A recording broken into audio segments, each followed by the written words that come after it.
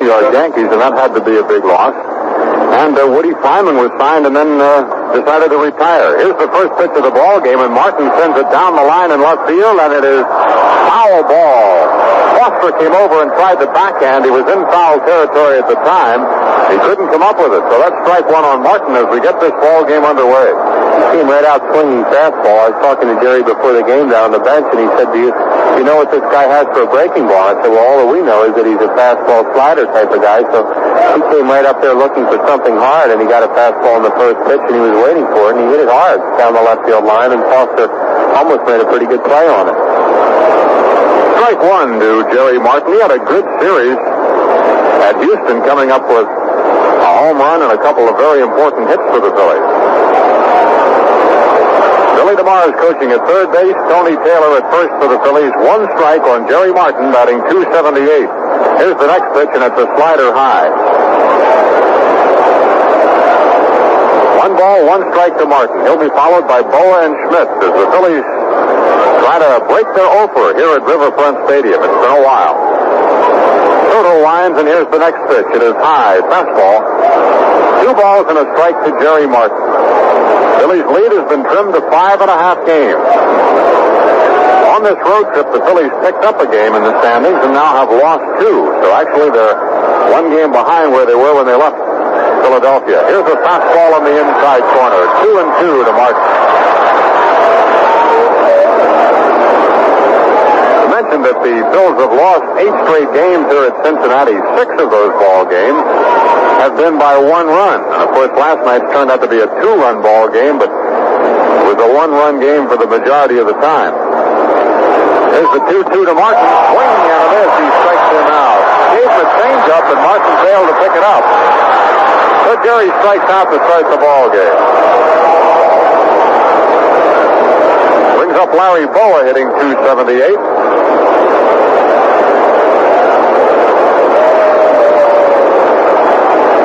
Boa's batted safely in 5 of the last 6 ball games.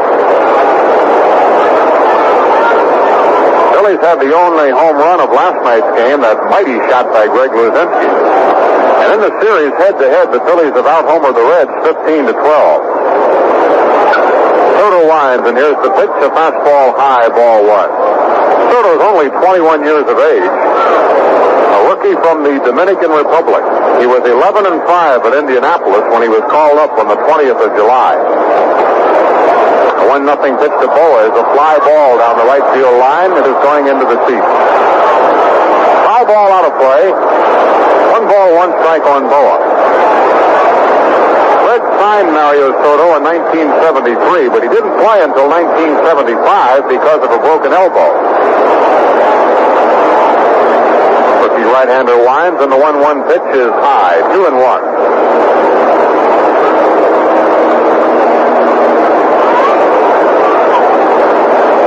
And a strike to Larry Boa. Here's Soto's next delivery. It's a fastball, and Boa sends it in the air to right field. Heading towards center is Griffey, and he catches it for the out. Boa flies out to right field, second out of the first inning. That'll bring up Mike Schmidt. Doug Rader has homered for Toronto in the 6th inning to give the Blue Jays their 5th run of the ball game, but they're trailing Oakland 9-5 at the end of 7. Willis pitching in relief for Toronto. Lacey in relief for Oakland.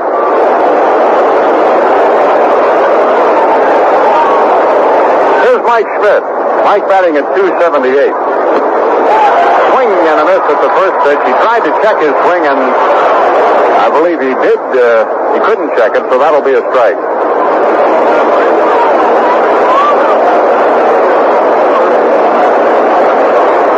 And here's the next delivery to Schmidt.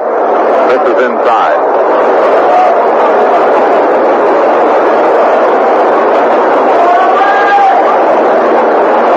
Mike with 31 home runs had a key error in last night's ball game that allowed the Reds to score 2 runs. Swing and a miss on the slider. Good slider by Soto. He put it right on the outside part of the plate. And Schmidt had a kind of a tentative swing on it. 2 strikes on Mike.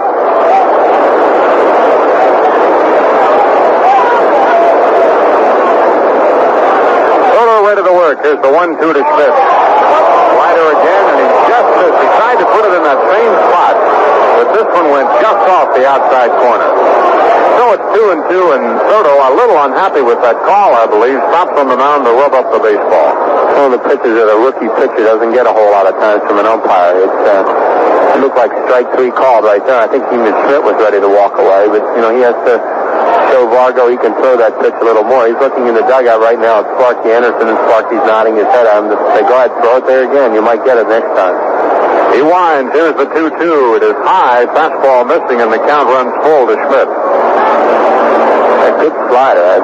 Just early indications. His breaking ball is very sharp, and the pitches are tough the first time you see them. You just don't know what to expect from him. He'll take you as decent stuff.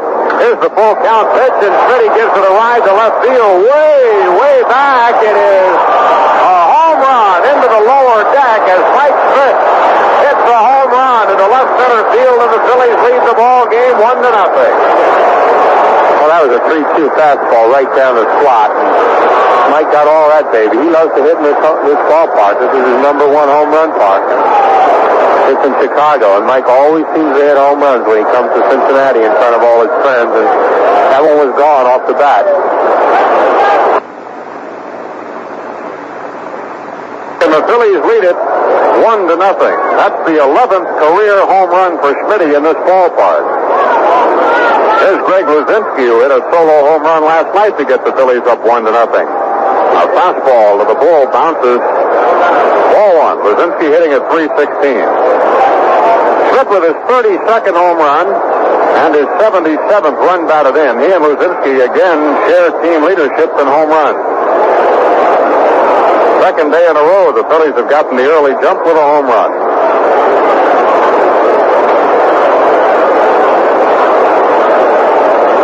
Here's Soto's 1-0 pitch, and it's high, a ball. 2-0.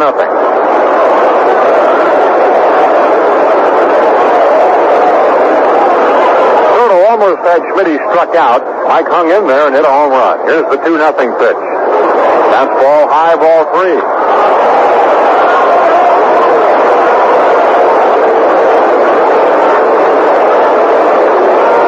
Falls behind Luzinski 3-0.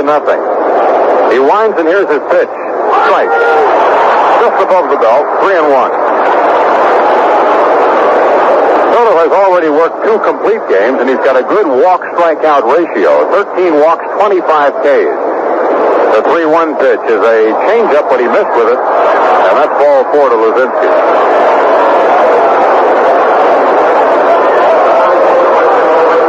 Got a runner with 2 down. Here's Richie Hebner. Hebner batting at .289. Hebner had a tough game last night. He left a lot of runners in scoring positions, although he did get a hit his last time up, going 1 for 4. Phillies left 11 men on last night, but the Reds left a dozen on base. Lots of chances in last night's ball game. Now Soto will work from the stretch. Pitch to Hebner is a breaking ball, and he loops it into right field. It is caught over there by Griffey as he comes over toward the line.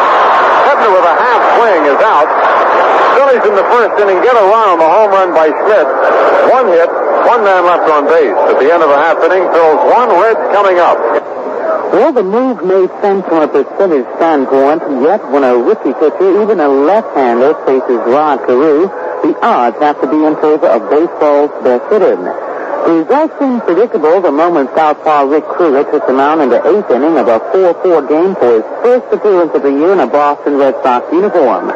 Carew tapped an opposite field double and scored the go-ahead run 2 pitches later on a Lyman Bar Sox double on Friday night to lift the Twins past the reeling Red Sox 6-4. The win kept Minnesota in second place in the American League West, 3 games behind division-leading Kansas City.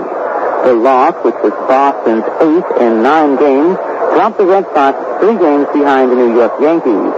Kruger said, "I don't know how Carew hit that pitch. I jammed him and he still got a double. I guess that's how you hit 370.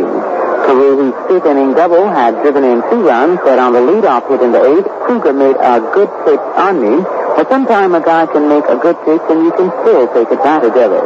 After Carew, who is now batting .374, confounded the Red Sox with his leadoff hit, Bostock showed why he also is having a great year at the plate. The left-hand hitting outfielder, a .336 batter this season, pulled a Kruger pitch into right field to score career and continued to second on the aborted throw home. Bostock later scored on Mike Kubic's infield hit.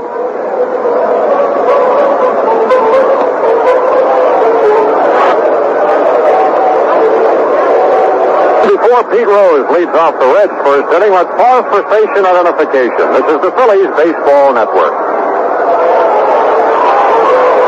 This is the American Forces Radio and Television Service.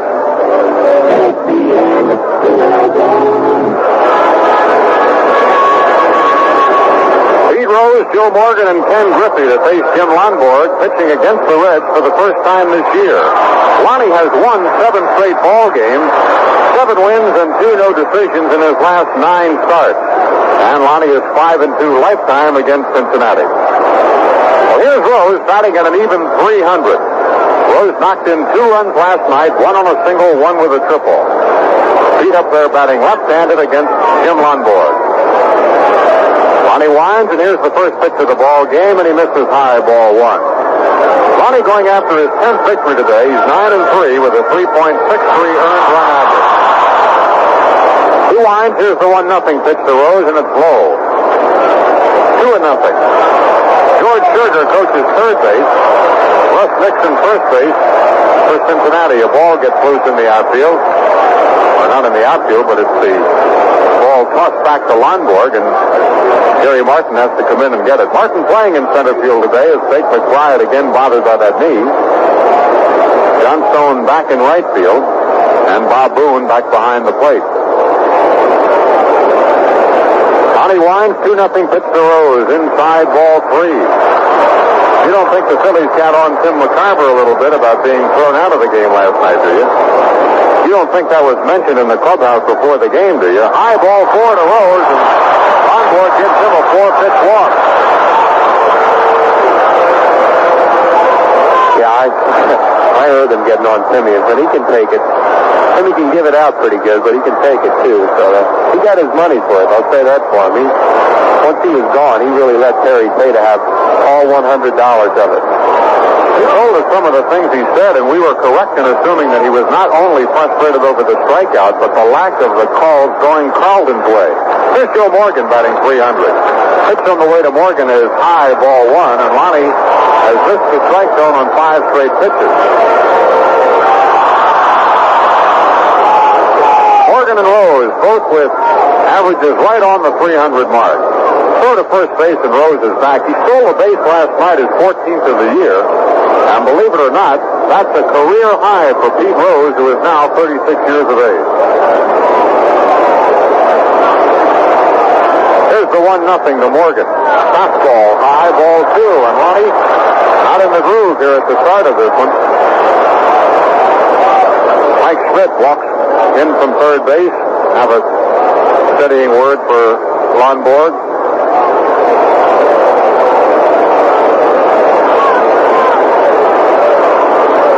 Still trail the Dodgers by 8.5 ball games. Here's the 2-0 pitch to Morgan. Swing and a foul ball, strike 1. Slider. And so the streak of 6 consecutive balls is broken as Morgan takes a cut. Morgan has 2 hits off Lonborg previously, last year, and they were both home runs. Swing and a miss. 2 balls and 2 strikes.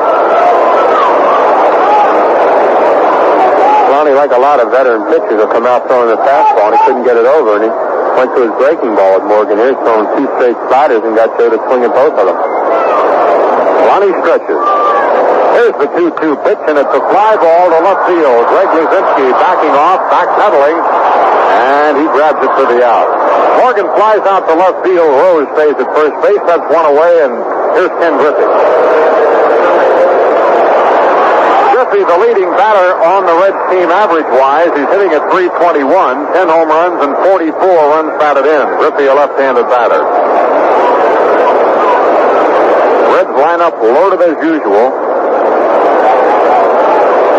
Some of other players are not having the greatest of years, like Geronimo at 255 is a little under par, and Concepcion, of course, who bats way down in the lineup, is not carrying a great average, but he is getting key hits. Pitch to Griffey is a slider over for a strike. Griffey with 10 homers and 44 runs batted in. Phillies lead at 1-0 on a Mike Schmidt home run.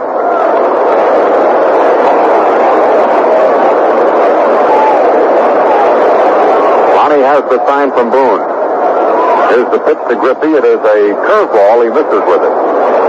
Incidentally, speaking of Boone, he's not feeling very well today. He's got some kind of a bug, possibly the flu coming on, but he's staying in the ball game.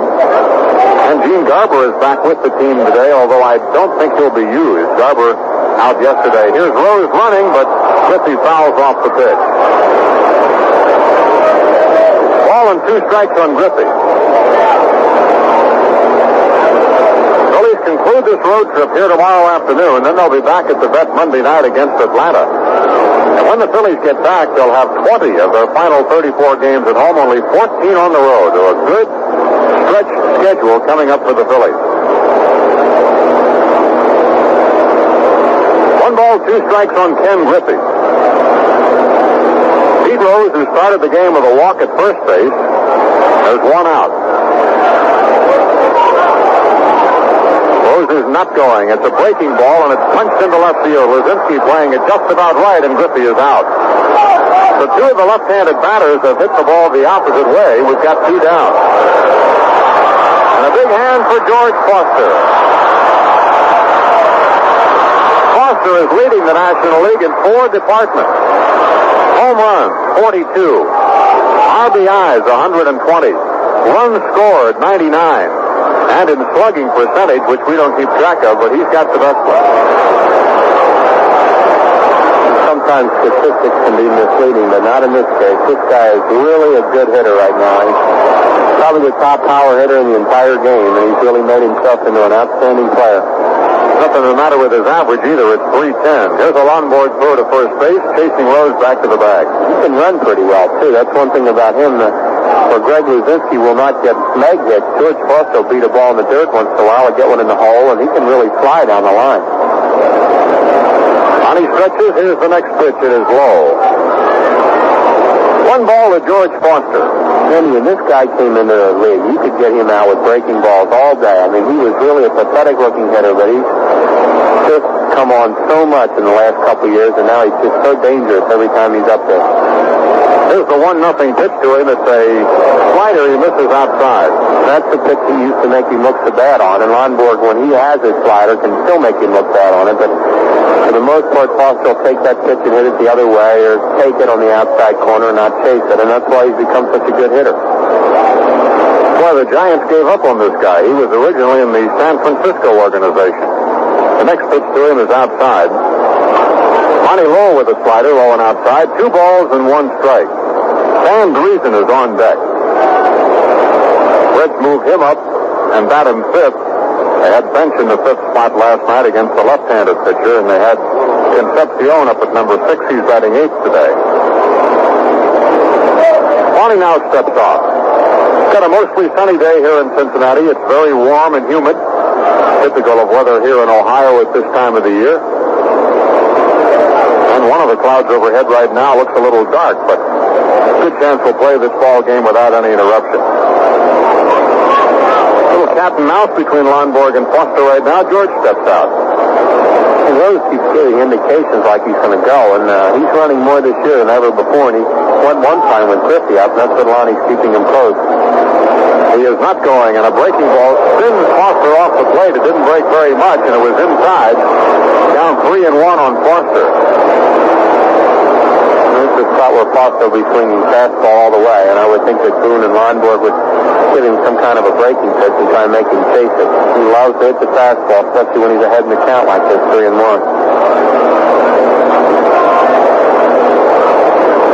2 outs in the inning. Phillies lead at 1-0. Here's the 3-1 pitch to Foster. It was a slider. Did he go after it? Yes, he did. He tried to check his swing and couldn't. Full count to Foster. It was exactly as you anticipated, Chris, a slider low and outside. And Foster indeed did chase it, though he tried not to. That's what happens when you're a good pitcher like Ronborg. You can throw that breaking ball when you're behind. A young pitcher has to come in with a fastball like Soto did to Schmidt, and it's see you later. Monty ready to go. Full count pitch to Foster. It popped up, but it's been fouled round, and it'll go out of play. Off the third base side, behind the Phillies dugout. Here in Cincinnati last night, a crowd of 46,079 watched the ball game, and I would think that this afternoon's crowd will be right about in the same area.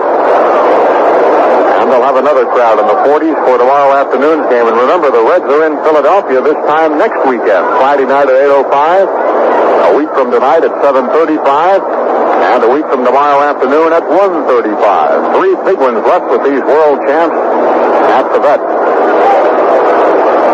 Now here again, the full count pitch to Foster. And he gave it a ride. It's a very high fly ball into left center field. He got under it. It's going to be caught. Martin is over, and Jerry grabs it for the out. Foster hit it a mile, but he got up under it. And the Reds are out on the first. No runs, no hits, and one man left. At the end of an inning, Phillies lead it 1-0. Well, one thing opposing pitchers have learned about rookie shortstop Craig Reynolds is he gets the bat on the ball.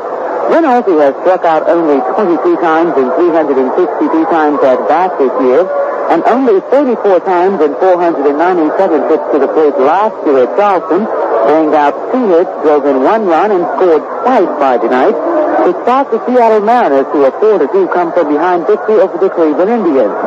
Reynolds, who was smiling, says, "I haven't had many days like this before." He said, "I had been going bad at the plate, but I have been swinging at the bat better lately. I'm not jumping at the ball and swinging at bad pitches. I'm waiting for the ball now." The Indians take starter Wayne Garland to a 2-0 lead on a fielder's source in the first inning, and Frank Duffy's run-scoring single in the 6th before the Mariners started to flex their muscles during the final 2 innings. Garland, who was seeking his 11th victory of the season, threw a 1-hit ball over the first 7 innings. An opening 9th inning single by Rita Jones chased Garland, and then Seattle jumped on reliever Jim Kern for 3 hits and the victory in the 9th. Jones took second as Bill Stein bounced out, but Carlos Lopez singled home Jones with the tying run. Lopez stole second as pinch-hitter Bob Simpson stand, but Reynolds bounced a single to center scoring Lopez, and then Steve Barnes sliced a double to left, sending Reynolds home. Once more, that was the Seattle Mariners in a 4-2 come-from-behind victory over the Cleveland Indians. Once more, taking a look at the standings in the National League East, Philadelphia leads the division at Pittsburgh 5.5 games back, and in the West, Los Angeles is at the top. Johnstone, who was not in the lineup last night, back in right field this afternoon, leads it off for the Phillies in the second, who lead it 1-0. Jay is batting .292. Jay has 1 hit in his last 13 times up. Soto starts him off with a fastball that rides in high, ball 1. Jay with 10 homers and 44 runs batted in. Here's Soto's next delivery, and it misses inside, 2-0. Soto's posture on the mound reminds you a lot of Pedro Borbon. And, of course, they both are from the Dominican Republic.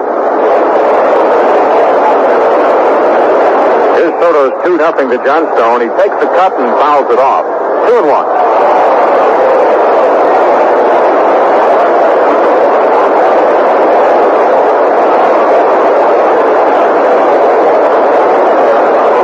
Has his sign from benches, the 2-1 pitch. It's a ground ball to shortstop. Concepcion gets a high hop and throws inside. Johnstone grounds out to start the second inning. That's 1 away. Here's Bob Boone, under the weather a bit today, but Booney in there and batting at .279.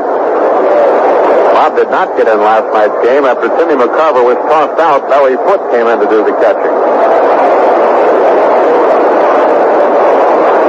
Barry Foote has the gear on right now in the dugout, and Boone's probably just going to get 1 AB, and that's it. Boone swings and misses, strike 1. Got the full catching equipment on right now, so I guess it's just too much. Boone really isn't feeling well. fastball is high, and it's a very warm day. It's the kind of day that takes a lot out of you even when you're feeling good. 1 ball and 1 strike to Boone. The next pitch to him is swing and a foul back upstairs.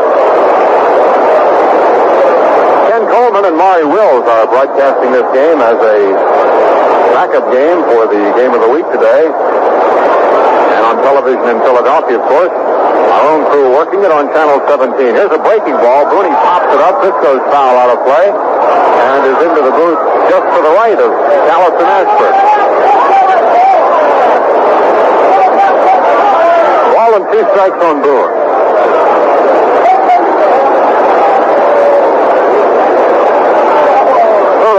Here's the next pitch. It is a fly ball, not very deep in right field. Griffey hardly moving at all. And he takes it for the out. Boone flies out to right field. That's the second out of the inning. Here's Fred Sizemore. So the Phillies have 1 hit in this ball game, and that was the mighty homer by Mike Schmidt, which incidentally broke an 0 for 10 slump for Schmidt. Sizemore batting at .279. Size was 0 for 3 last night with a sacrifice. Soto winds and the pitch is low outside, ball 1.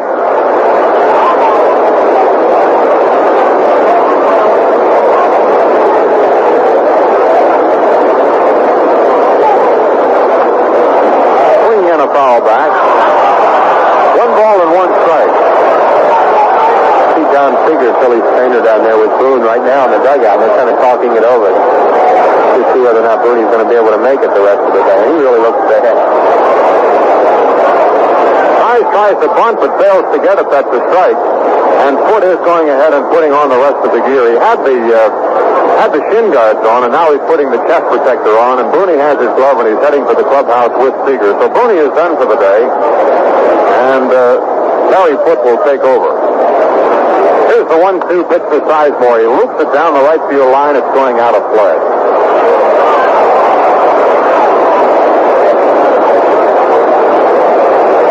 Another reason the Phillies are winning, or have been winning so much, is their depth. And lose to Bob Boone, you can run a good player like Barry Foote out there, and good ball club. The 1-2 to Sizemore is in the dirt, 2-2. Size has knocked in 38 runs for the Phillies. Been very steady out of the number 8 hole.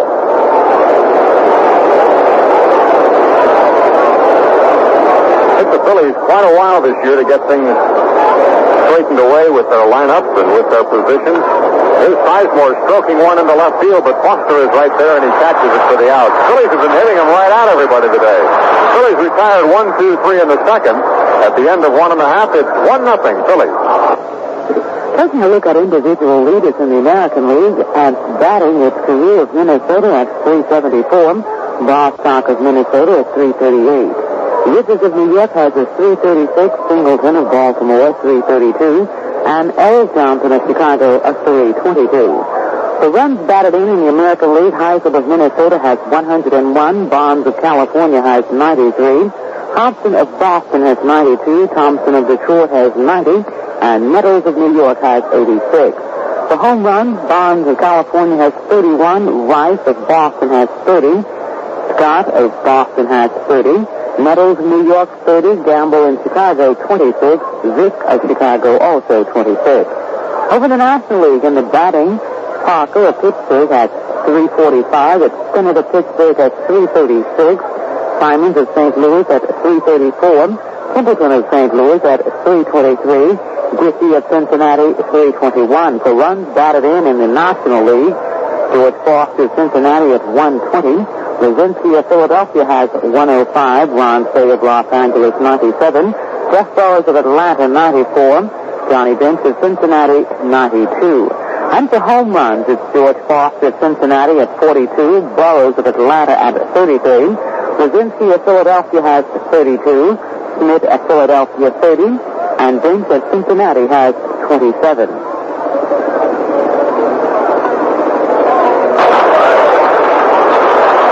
And Reasonable started for the Reds in the second inning. As mentioned earlier, Barry Foote is now behind the plate for the Phillies. Wood and Lundborg had a conference at the dugout before coming out to get their thinking oriented along the same lines. Reason, Bench, and Geronimo to bat for Cincinnati in the second. First pitch to the left-handed batter is a breaking ball, high, ball one. Lonnie walked Pete Rose to start the ball game, then got 3 fly balls. Morgan, Griffey, and Foster all flying out. Swing and a miss by Reason. Missed the breaking pitch. 1 ball and 1 strike. Reason has had only 1 at bat against Lundborg in 2 years. He did not get a hit. The 1-1 pitch is low and inside. 2-1 to the Cincinnati first baseman. Reason with 15 homers, 71 knocked in. Here's a ground ball, caught on 1 hop by Lundborg. Sidearms over to first base, and Reason is retired. That's 1 out on the second. That was a pretty hard hit, but Lonnie got the glove up and snared it. Here's Johnny Bench batting at .272. What good rips Bench had here last night. 27 home runs and 92 runs batted in for Bench. He was on base all 4 times last night, had 2 hits, was walked once, and reached base on that all-important error by Mike Schmidt. Here's Lonnie's pitch to him. Swing and a miss. Tried to check his swing on an outside slider and couldn't hold up.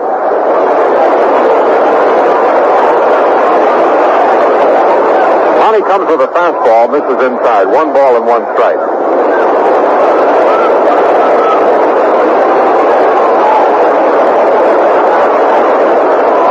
Here's a breaking ball that's grounded between Sugar and the bag at third base and foul ground. 1-2. Bench, the most valuable player in the World Series last year, went 8 for 15 in the series, including a pair of home runs. Breaking ball, swing and a miss. Bench strikes out on Lundborg's curve. That's the first strikeout for Lundborg. 2 outs.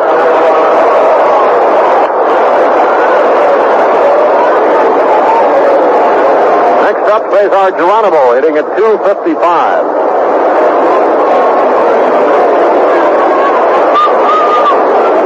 The center fielder has 8 home runs and 44 driven in.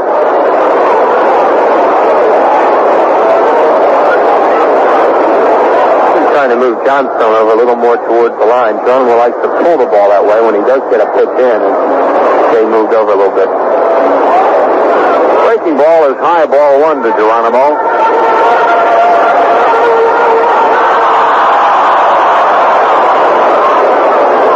Here's the 1-0 pitch, high, ball 2. Texas leads New York 2-0 at the end of 2.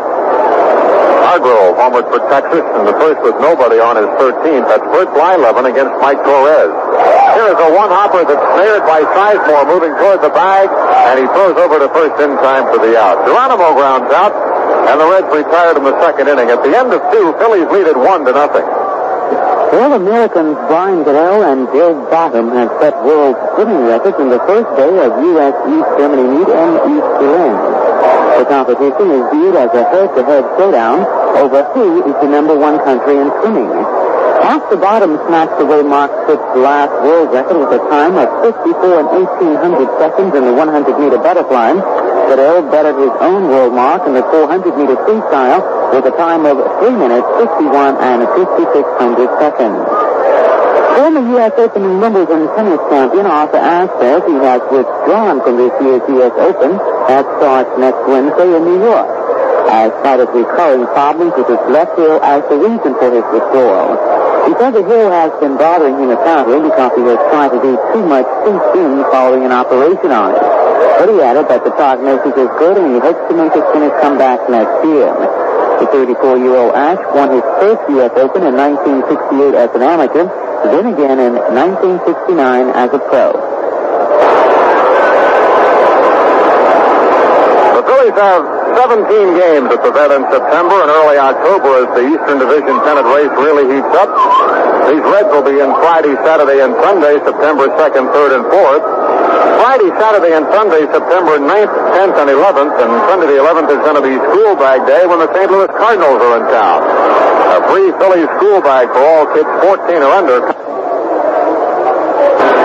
Pittsburgh will be in Monday and Tuesday night, September 12th and 13th. The New York Mets in for Wednesday and Thursday, September 14th and 15th. Chicago Cubs have another visit to Veterans Stadium Tuesday, Wednesday, and Thursday, September 20th through 22nd. The game on Thursday, the 22nd, will start at 5 p.m. And the Montreal Expos will be in to close out the month, the 29th and 30th, and then October 1st and 2nd in the final games of this season. Thursday, the 29th, 7:35, Friday, the 30th at 8:05, and Saturday, the 1st of October at 7:35, Sunday, the 2nd of October at 1:35. On Saturday, it'll be Fan Appreciation Night. Jim Lundborg starts the third inning for the Phillies. First pitch to Lonnie is high, ball one. Jim batting .083, has 3 hits this year and has knocked in 1.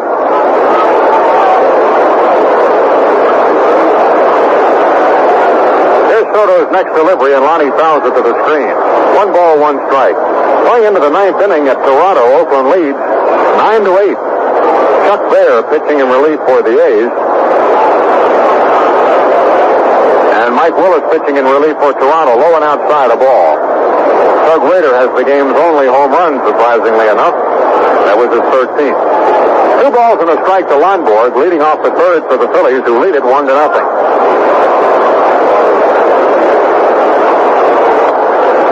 Swing and a miss. 2-2. Minnesota got 2 in the first to lead Boston 2-0. Dave Johnson against Bill Lee. Detroit scored in the first to lead California 1-0. Lonnie strikes out. A big swing and a miss, and he's out of there. Strikeout number 2 for Soto. Let's pause for station identification. The Phillies Baseball Network. This is the American Forces Radio and Television Service.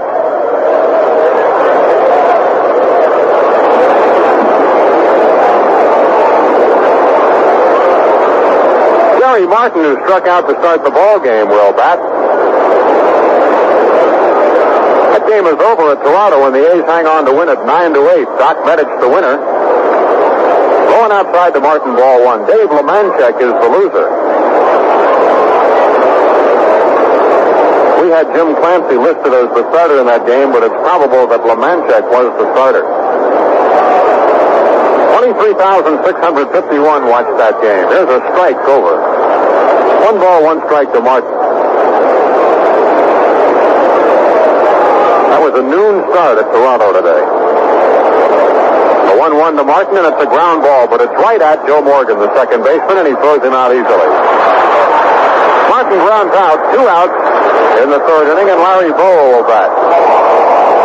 Larry flied out to Ken Griffey in his first try.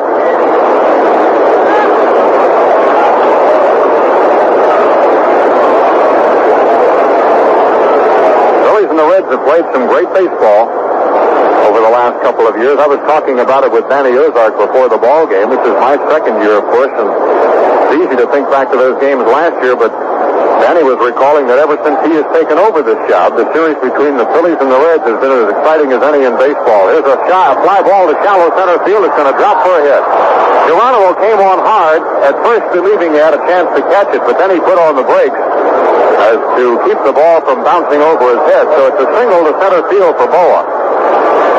Geronimo really didn't play that ball very well, especially for a center fielder of his caliber, and you can't help but wonder if maybe he lost in all these white shirts. It's a bright day and a lot of white shirts in the background, and Boa didn't hit the ball real high, and Cesar kind of froze on it. It dropped in front of him. He plays very shallow, and he'll usually catch that ball.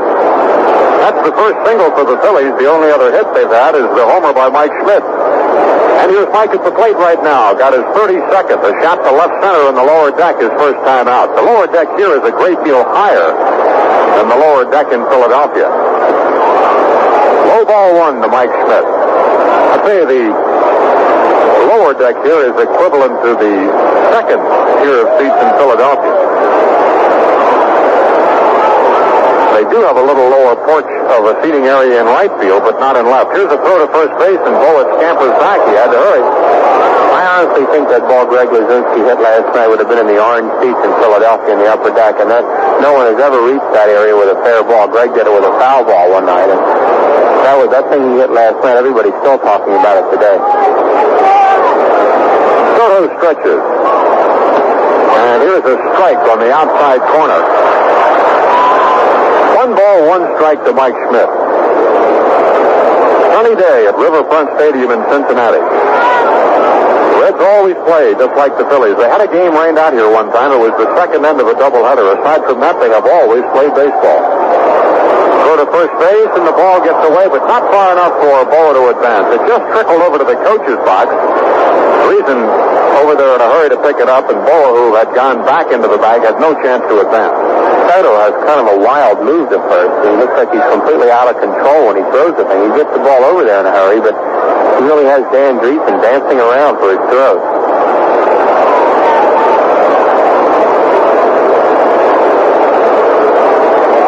Soto stretches. Here's the pitch, and it's a ground ball. It is backhanded by Concepcion. Fires to second in time. Great play by Concepcion. Very, very beautiful play. He backhanded. He had to fire to second. Boa arguing the play, but that's the same kind of play that Larry himself made. Phillies in the third. No runs. 1 hit. 1 man left at the end of 2 1/2. The Phils lead at 1-0. Former Chicago Bear running back Gale Sayers revealing he recently underwent surgery for removal of a benign tumor, so he's feeling fine. Sayers says the surgery was performed at Resurrection Hospital in Chicago a couple of weeks ago, and that he had the tumor for a long time. The 34-year-old Hall of Famer, who is now athletic director at Southern Illinois University at Carbondale, says the surgery corrected the recurring problem.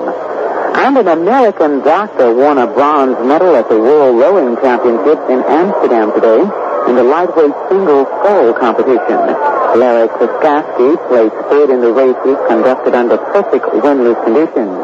Reto Weiss of Sweden, of Switzerland rather, won the gold medal in the race by edging Morten Esperin of Denmark. And in the women's single scull final, won by East German Olympic champion Christine Steinbrück, U.S. Olympic silver medalist Joanne Lidd finished a disappointing 5th. And pole sitter Cal Yarborough is the heavy favorite in Tennessee's Volunteer 400 stock car race Sunday at Bristol International Speedway. Yarborough, who qualified a Chevrolet at more than 109 miles per hour, has 6 victories at Bristol, all in the last 4 years. Yarborough will be seeking his 8th NASCAR win of the season, but will have such tough competition for 6-time Grand National driving champ Richard Petty. Petty, who will be driving the Dodge, also shares the front row in the race.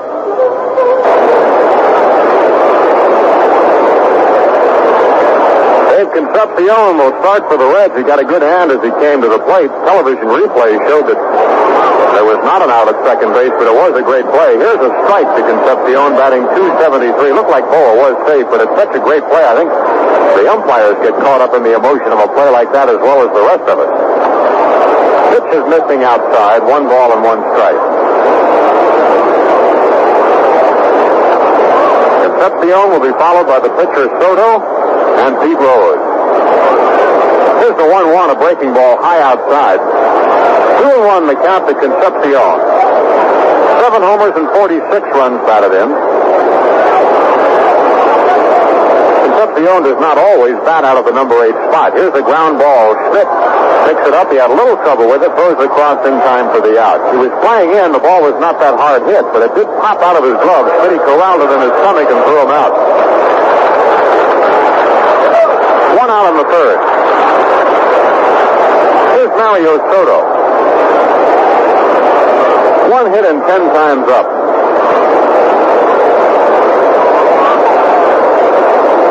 1 run batted in. Soto bats him like he pitches him, right-handed.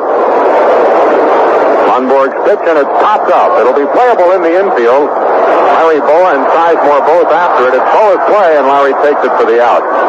On 1 pitch, Soto pops up to Boa, 2 outs. Well, Jim Lonborg has retired 8 straight batters after giving up a leadoff walk to Pete Rose, who is up there at the plate right now.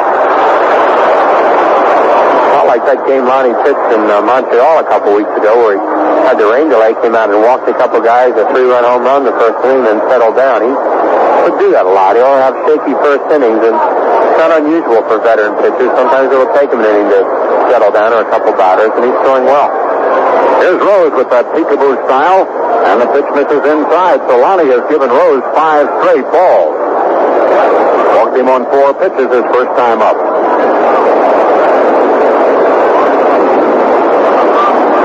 Wind up in the next pitch is a strike right at the letters. Red publicity department projected Rose's batting pace right now, and if he continued to hit the rest of the year the way he has now, he would finish with 196 hits. Here's a ground ball. It may go through. It does. There's a base hit for Rose. That is his 157th hit of this year. First hit for Cincinnati, a 2-out single to right field as it went just to the left of Sizemore. How many does he need for 3,000?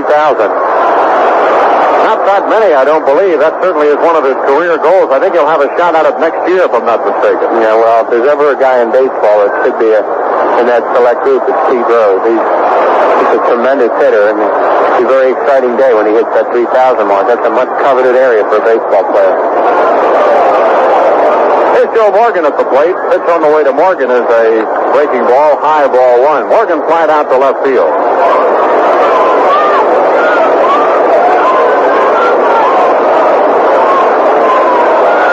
Throw to first base and Rose is back.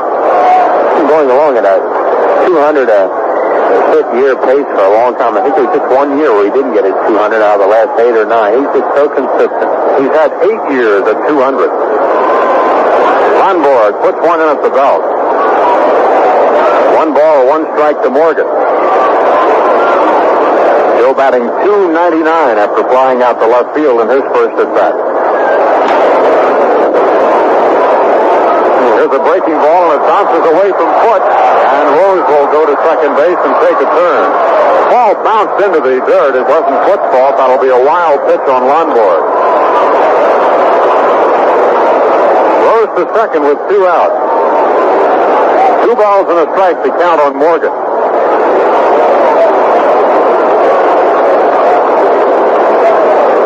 One final of the day already in. Oakland has defeated Toronto 9-8. All other National League action will be later. Chicago will play at San Francisco 4:05. Everything else under the lights.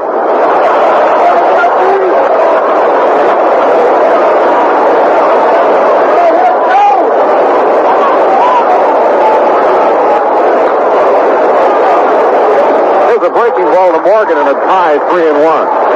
Well, Maury Wills is sitting right next door, as we mentioned earlier, and his son Bump Wills has just hit a home run for Texas in the 4th with nobody on, his 8th of the year. Bump certainly in the race for American League Rookie of the Year on it. Here's the 3-1 to Morgan. Fly ball very high into right field. Jay Johnstone over into the corner. He may have room. He's out of our view. We can't see. And the ball has gone into the crowd. It's a foul ball. Out of play. That corner is out of our view, and we had to watch the umpire. And then we saw the ball bound out of the stands and toward Jay Johnson. So it's a full count on Joe Morgan.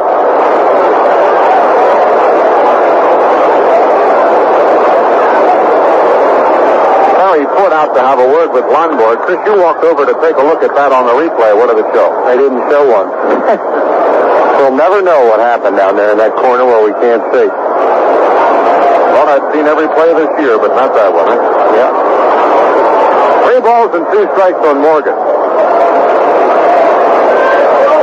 Rose at second with 2 out. Here's the payoff pitch. Low ball 4. Morgan walks. Second walk given by Lonborg. And the batter will be Ken Griffey. Phillies lead the ball game 1-0 on Mike Schmidt's 32nd home run.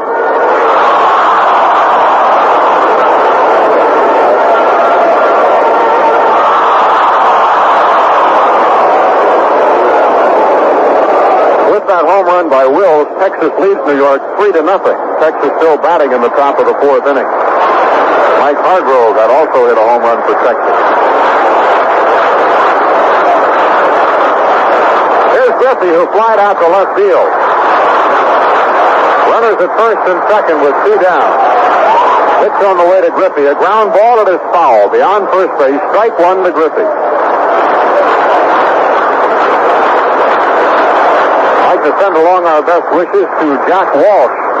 He is in the Plains General Hospital in the Wilkes-Barre area, recovering from an accident yesterday, and we wish him well.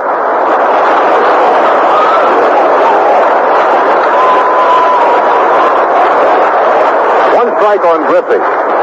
Here's the pitch. Fastball high, 1-1.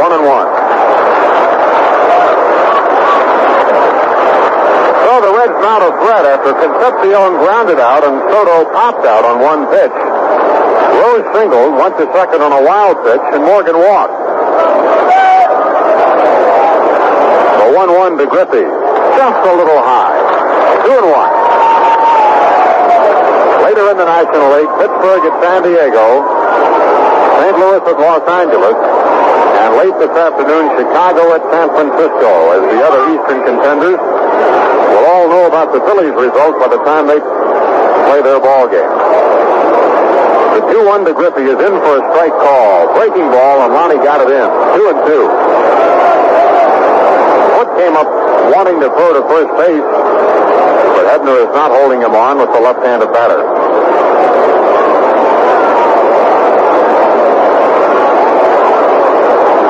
Rose takes a lead at second.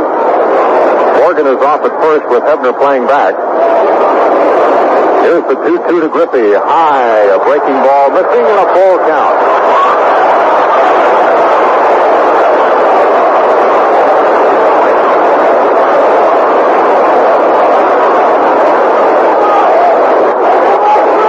Runners will be going now on a full count pitch to Griffey. 2 outs in the inning. Phillies lead at 1-0.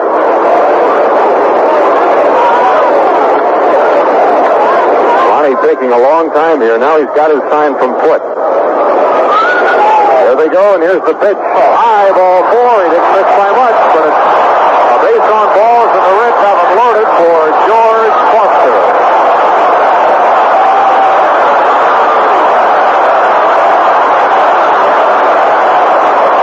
Well, whatever happens in this ball game, you know right away that here in the third inning we're facing a critical spot. Whether Foster comes through or whether Lonborg prevails, we've got ourselves a key situation right here. Foster flied out to center field his first time up.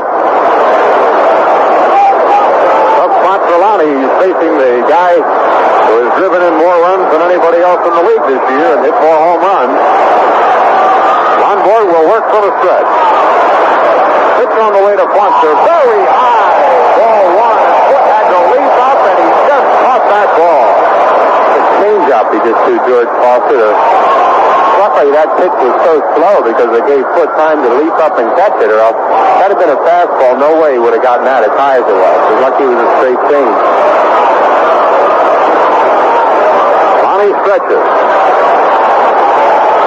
Here's a swing and a ground ball. Phillies should be out of the inning. Boa Field throws over to Sizemore, and the force is good on Griffey, and the inning is over. For the Reds in the third, no runs, 1 hit. They leave the bases loaded. Harry Callis will have the play-by-play in a moment. At the end of 3, the Phillies lead it 1-0. Well, the baseball season may be over for some, but not for Bobby Bonds. Bonds said Friday night after clubbing the 2-run home run for the California Angels in the 11th inning that beat the Detroit Tigers 7-4, that a lot of people don't understand that, because we've got over a month yet to play. There are a lot of things for Bonds to accomplish, like help California win as many games as possible, and help Bobby Bonds get as close to a 40-40 season as possible. The Angels outfielder will have to hustle, though. The home run was his 31st, but he only has 28 stolen bases. He says, I've been running bad for the past month. I just haven't been mentally alert like in the last homestand. Well, the last homestand wasn't overly prosperous for California and included poor playing, loss of a 2-game series to Detroit, and a blast from owner Gene Autry. Ron says he's the owner and he can say anything he wants. I read where he's going to make a few changes. I can't disagree with everything he said. He said some of the things that Pinocchio said were right. He had been playing poorly. It was really embarrassing our play at home. Everybody was trying, though. It was embarrassing, but it happened. It happened to the Yankees at home earlier in the year. Manager Ralph Falk of the Tigers on Saturday said Bonds is a good hitter. He went with the pitch, and it was a good pitch away from him.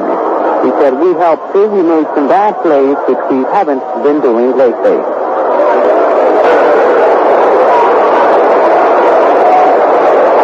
Fourth inning baseball, Phillies lead 1-0. Leading off for the Phils will be Greg Luzinski. The ball walked his first time up. Warm afternoon here at Riverfront Stadium in Cincinnati. Mario Soto, a 21-year-old rookie, ready to work to the bull. And the pitch on the way to Greg is fastball. It's up a little bit high for a ball.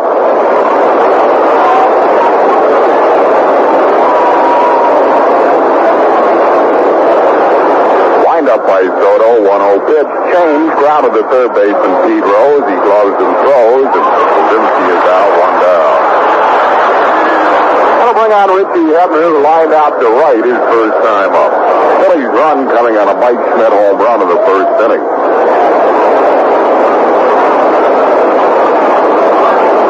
One down here in the fourth. Low hit game. Phillies have 2 hits. Cincinnati 1.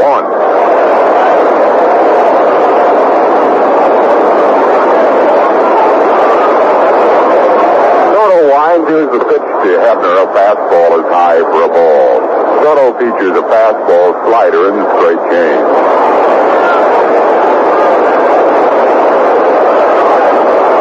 1-0 pitch on the way. Change up, grounded to first baseman Dan Dreesen. He makes the unassisted put out.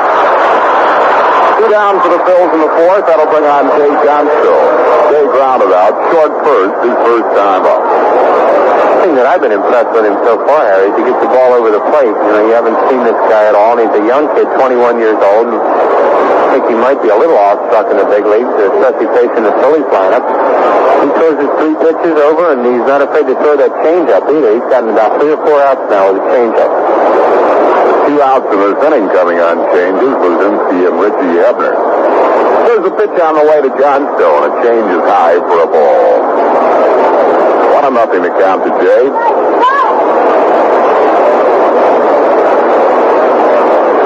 pitch to him. Fastball. Pop foul down the third base side. Rose chasing, but out of play.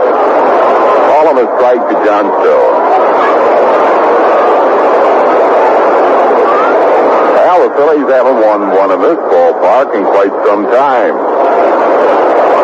8 losses in a row here at Riverfront Stadium. 1-1 pitch. Change is high. It's 2-1.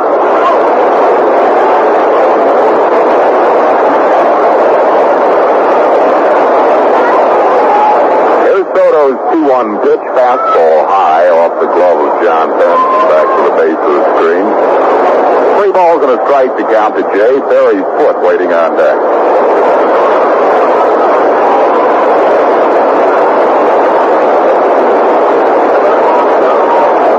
Johnstone will look for a fastball to hit here. 3-1 pitch. He got it, but he popped it up. Foul, might be playable. Bench coming over near the stand. Climbed onto the rail. Tried to go up one row, but had no shot at the ball. But the fans liked it. Full count to Jay Johnstone.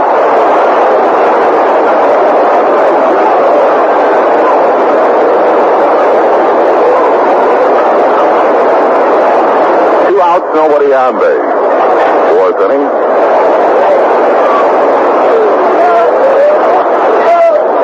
3-2 pitch to Johnstone. High ball 4. He walked it. Gave him a 3-2 changeup. It was very high. Second walk given up by Soto. And that'll bring on Barry's foot. Foot batting for the first time. He came in when Bob Boone was forced to leave the game. Footy was not feeling well at all today, and he tried to go, but had to leave in the second inning. Foot hitting at 222 overall. only been at bat 14 times for the Phillies with 2 hits, one of them a double. Harry has advanced knowledge of Bob Boone being ill because Harry was in the trainer's room at the same time having treatment on his ant bite.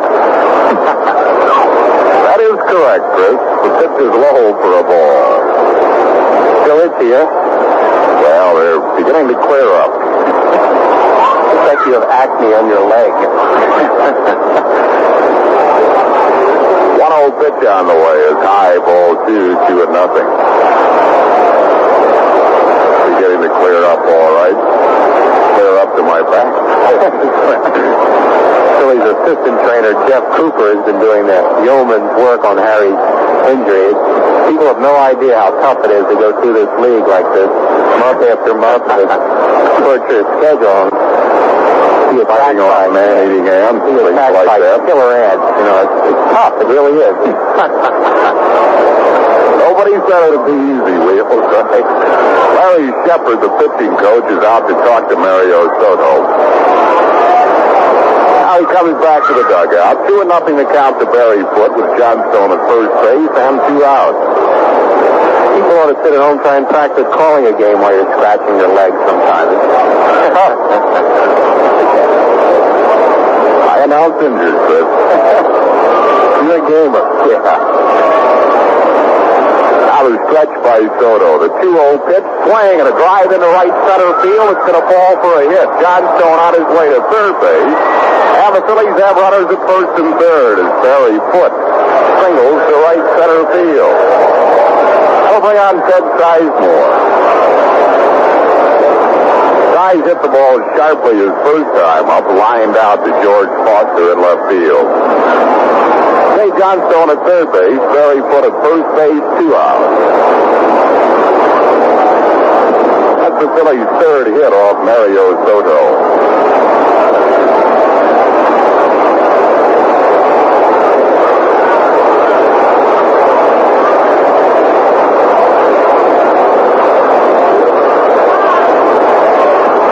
There's a pitch to Sizemore, slider on the outside corner for a strike call.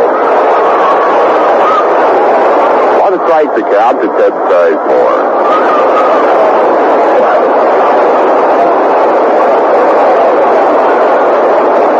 Now a pitch to him. Outside with a fastball. It's 1-1. Runners at the corners. Johnstone at third. Barry Foote at first. 2 outs.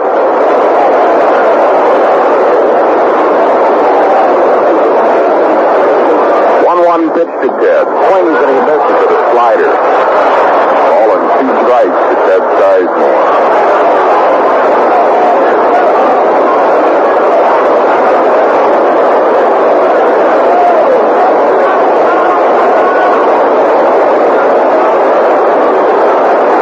Soto has the sign from bench. 1-2 pitch. Fastball driven foul down the right field side. Griffey chasing, runs out of room. It's into the stand. Stays 1-2. Johnstone at third. He walked. At first base, Barry Foote. He singled, 2 outs. Phillies back home, remember, on Monday night against the Atlanta Braves.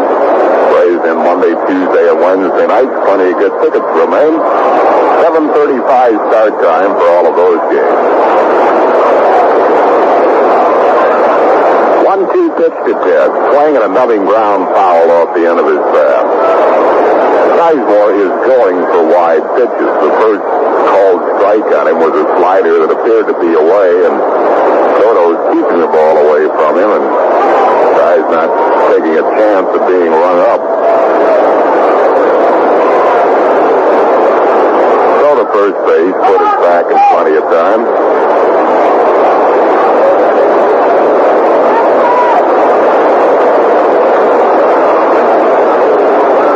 Two strikes to Ted Sizemore. The stretch by Soto. The pitch, fastball, and he pops him up in the infield. Dan Drees in the first baseman calling.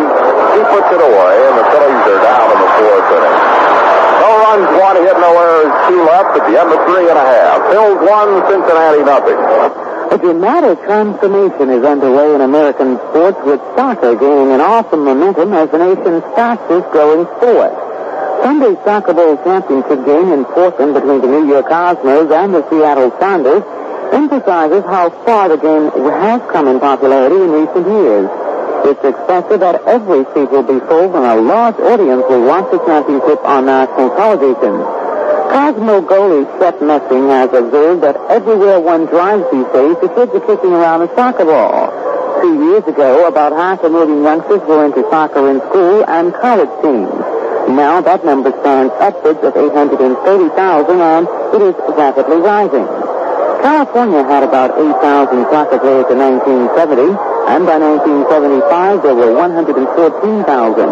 And this year there are 160,000. The figures from Texas are similarly drastic, from 500 to just under 100,000 in 7 years. In professional terms, not long ago, acres of empty seats were visible at many North American Soccer League games. But things have turned around, and recently the Meadowlands Sports Complex in New Jersey was jammed with more than 77,000 fans for an NFL playoff game. Much of that excitement generated in soccer can be traced to the great South American star Pelé, who plans to retire after Sunday's championship game. Superlatives are often overused in sports, but he's truly great. Andreessen will lead off for the Reds bottom half of the fourth inning. Phillies leading at 1-0 on Mike Schmidt's home run. And remember, the Phillies are back home Monday night against the Atlanta Braves. Jeff Burrows, Willie Montanez and company will be in. Monday, Tuesday, and Wednesday night. Start time at 7:35 each night. And an off day Thursday, and the Cincinnati Reds will be in next weekend at Veterans Stadium. Friday night at 8:05, Saturday night 7:35, Sunday afternoon at 1:35.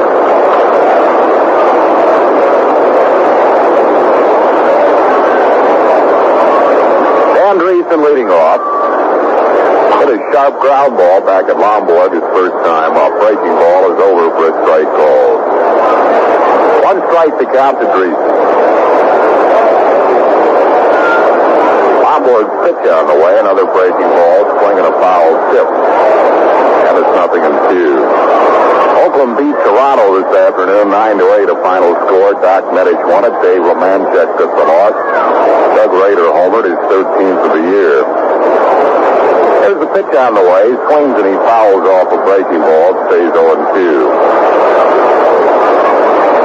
Bert Campaneris has just hit a home run for Texas in the fifth inning, so the Rangers now lead New York at least 4-0 in the fifth. Mike Perez has been knocked out of that game. Bert Blyleven for Texas. Here's the pitch just very high and outside. A fastball. 1-2 to count to Dan Dreesen. Boston has tied Minnesota. They're 3-3 at the end of 3. Dave Johnson from Minnesota. Bill Lee for the Red Sox. Top foul out of play by Dreesen. It stays 1-2 to him. Detroit leads California 3-2 in the fifth inning. And those are the only games going on besides this one at this time.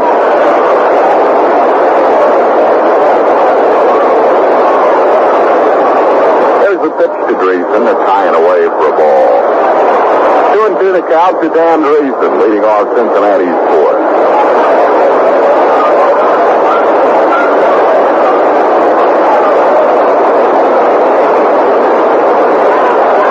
Here's the 2-2 pitch, swinging a foul out of play. I'd like to send along our very best for a speedy recovery to Joe DiMizio, who's in the hospital. Great Phillies fan. Joe's brother Mike is here catching this series along with a lot of the Phillies security guards from Veterans Stadium. 2-2 pitch. Bouncing ball to second base. Sizemore gloves and throws. Dreesen is out, 1 down. Let's pause for station identification on the Phillies Baseball Network. This is the American Forces Radio and Television Service.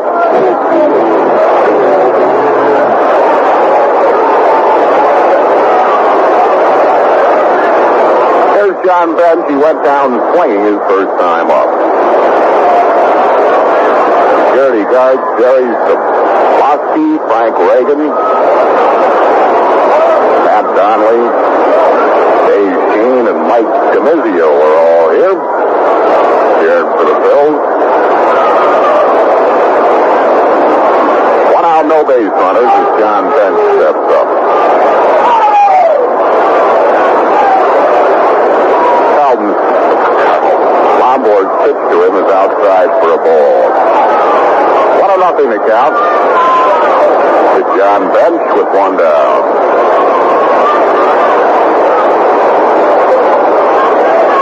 Pitch to him, he swings and misses at a slider. It's 1-1.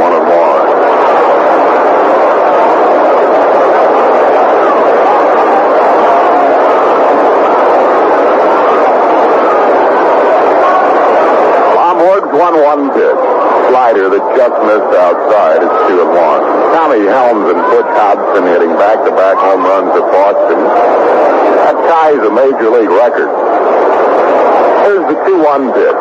Swing and a high pop foul out of play. It's 2-2. The Red Sox have had back-to-back home runs 15 times this year. Ties a mark held by the Minnesota Twins.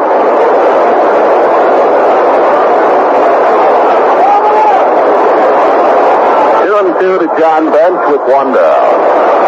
1-0 Phillies, fourth inning. Pitch high and inside. It's full count. High and inside, that means slider low and away, Chris. It does. 3-2 pitch. Slider low and away, but 2 low and 2 away, and it's ball 4. Fourth walk given up by Lombard. Bench at first base, one down. That'll bring on Cesar Geronimo, who grounded out his first time up.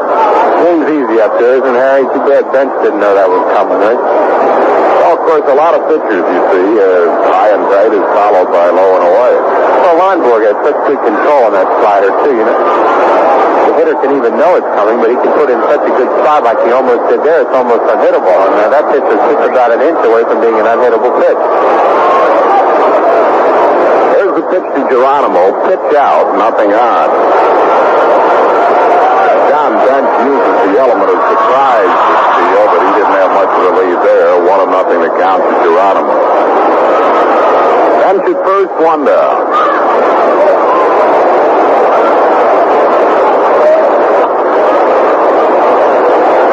Throw to first base. Bench gets back.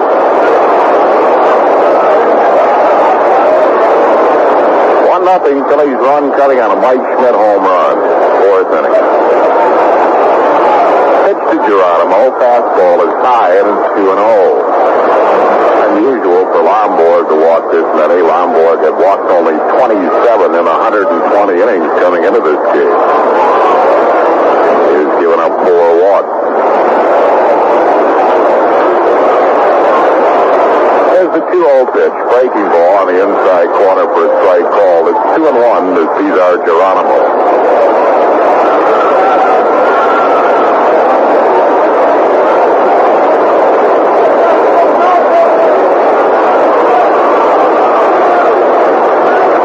Lombard stretches. And the 2-1 pitch. Top foul out of play. 2-2 to count to the Chiefs.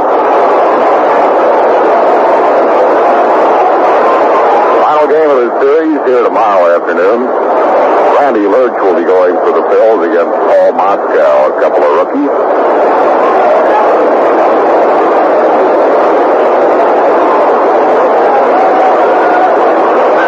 Lonnie stretches. The 2-2 pitch to Geronimo. It hits him, I believe, or a wild pitch. Now Geronimo's hitting the ankle with the pitch. Geronimo hit by the pitch, a breaking ball that hit him in the foot.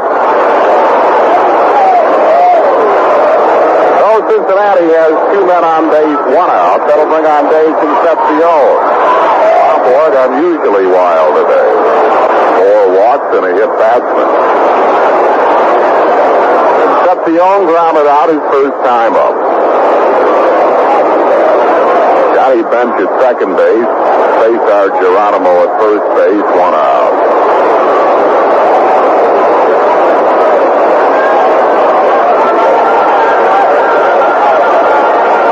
Lombard working to Dave Concepcion. Here's Lonnie's stretch. And the pitch to Concepcion. Slider on the outside corner for a strike call.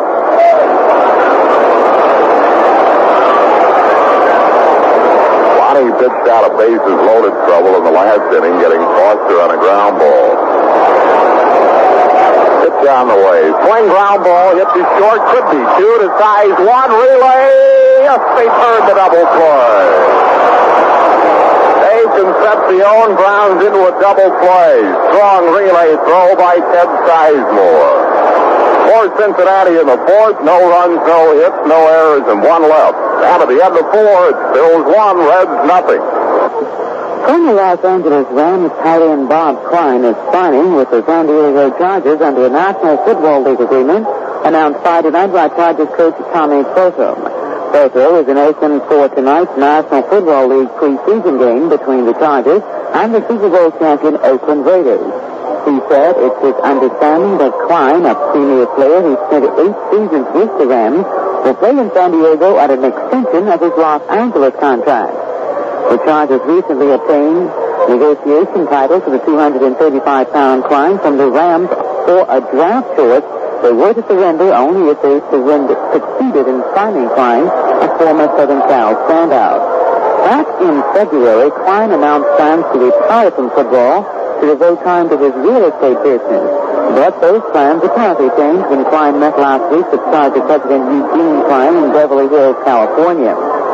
Klein reportedly in Costa Rica when the Chargers announced the agreement with him is said to be traveling to Guatemala where he can obtain airline connections getting him back to Los Angeles today.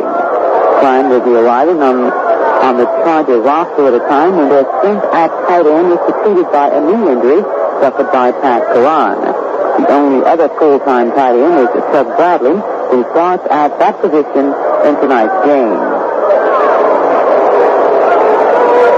The United States won 4 of the last 5 swimming events in the World University Games at Sofia, Bulgaria. Fifth inning baseball, Jim Lomborg to lead off for the Bills. Lonnie struck out his first time up. Phillies lead it 1-0. The only run of the game, a home run by Mike Schmidt. Phillies have 3 hits, Cincinnati 1.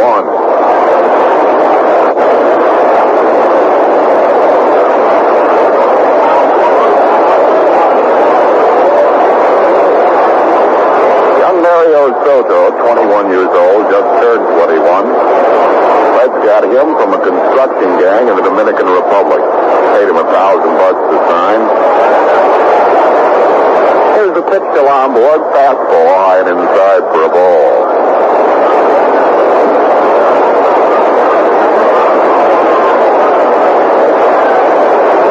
Pitch to Lonnie. Swing, well-hit ball to left center field, but Foster has room at the rim of the warning track and makes the catch. Lonnie gave it a pretty good ride. One down, that'll bring on Jerry Martin, who was struck out and grounded out.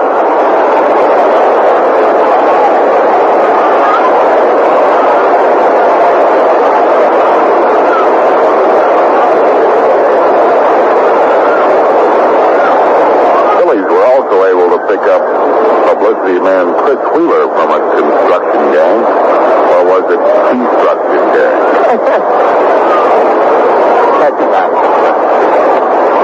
Slider just missed the Jerry Martin, ball 1. Did labor in construction area at a very young age. I did too. Worked on a highway gang, worked on the railroad track, dandy dancer. 1-0 pitch, swing and a miss, 1-1.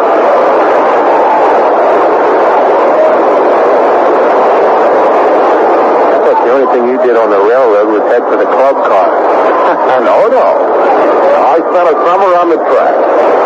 Chain gang. I was 1-1 pitch on the way. Pop foul on a play. It's 1-2. Very unusual section that was, too. It was the Downers Grove, Illinois section. Our foreman was a religious fanatic. He would read scriptures to us as we were working on the track. And I worked with 3 Spanish gentlemen, none of whom spoke English. I know the scriptures did a lot for you in later life. Yes, they did, Chris. They proved to be very inspirational. 1-2 pitch, swing and a foul tip. He struck him out with good ease. Martin goes down swinging the second time he is punched out. Third strikeout for Soto. 2 down in the fifth, and that'll bring on Larry Boa. Boa's slide out to right and single.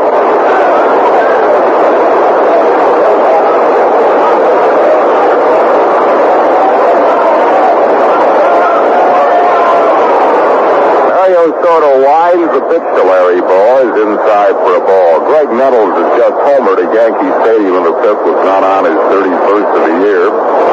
But the Yankees still trailed Texas by a score of 4-2. Pitch to Boa is low, and it's 2-0.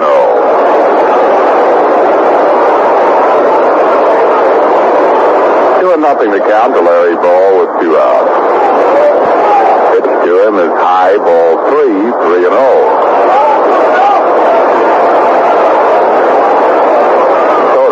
Off the mound area. We're in the fifth inning. Phillies lead 1-0. Good pitching by both Mario Soto and Jim Lonborn.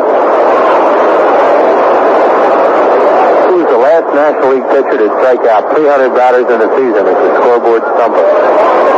Steve Carl. Amen. 310. 3-0 pitch to Boa. Takes all the way. It's a strike call. 3-1. Tell Whitey that you are something without your book. An unforgettable season that Steve had in 1972. 27 wins, 300-some Ks, 115 in a row. 3-1 pitch is low, ball 4, ball walk. That's the third walk given up by Soto. So Boa base runner with 2 down. That'll bring on Mike Schmidt. Well, he might try to steal a base here. Boa's stolen 25. He's been caught twice. Freddie has homered and grounded into a fielder's choice on a very close play at second base.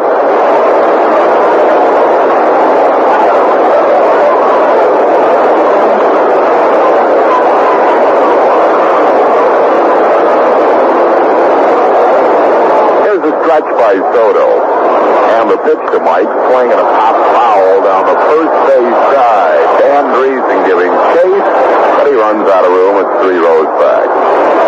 1 strike to count to Mike Schmidt.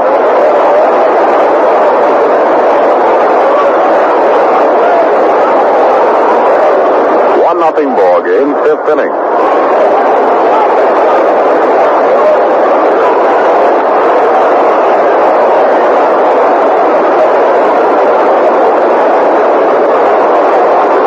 Stretch by Soto on the pitch. Fastball high and inside. Boa had started and stopped, and a good thing because the pitch was right where Bench could handle it, and he would have gunned down Boa easily. All of a strike to count to Mike Schmidt.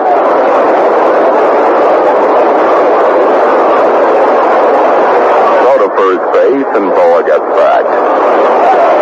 Phillies got their run on a Schmidt home run in the first.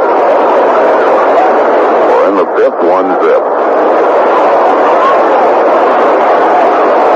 Stretches. 1-1 pitch. Look out. Gets drilled with a fastball. Schmidt hit by a pitch ball, so he'll trot down to first base. Boa moves to second. Phillies have 2 men on base, 2 outs, and that'll bring on Greg Luzinski. Greg is walked and grounded out.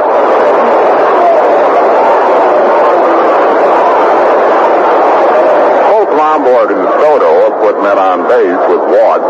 3 walks for Soto and a hit batsman, 4 walks for Lonborg and a hit batsman. Larry Boa second base, Mike Schmidt first base. Here's the pitch to the ball. Slider is high for a ball.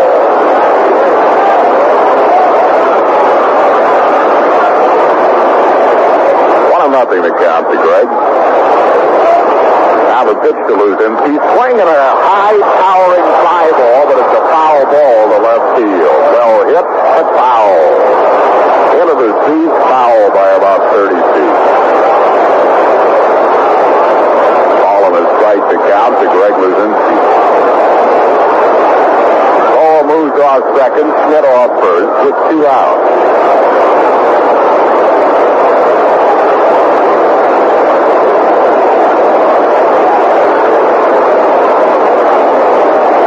Stretch by Soto. 1-1 pitch, fastball. He had a cut and he fouled it back. So Soto has the jump on Luzinski, a ball and 2 strikes.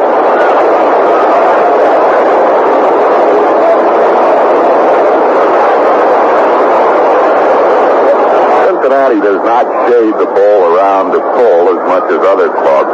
Like Cincinnati, probably more than any other team in baseball, punches their outfielders. They'll give you the line. They'll give you the left and right field line. They play their fielders to the alleys. Runners breaking, a swing at a foul ball in and out of the glove of John Bench. Oh, and Schmidt trying to execute a double steal. They would have had the pitch been a ball. Because Boa got a tremendous jump, Soto did not pay any attention to him. Cincinnati did that twice last night when Carlton did not look back at second. Soto did not pay any attention to Boa, and they had the bases stolen, but it was a strike, and Luzinski had 2 strikes on him. Just fouled it out of the glove of John Bench. Now the stretch by Soto. 1-2 pitch. Slider low and away. It's 2-2. The runner's holding this time as Soto looks back at Boa.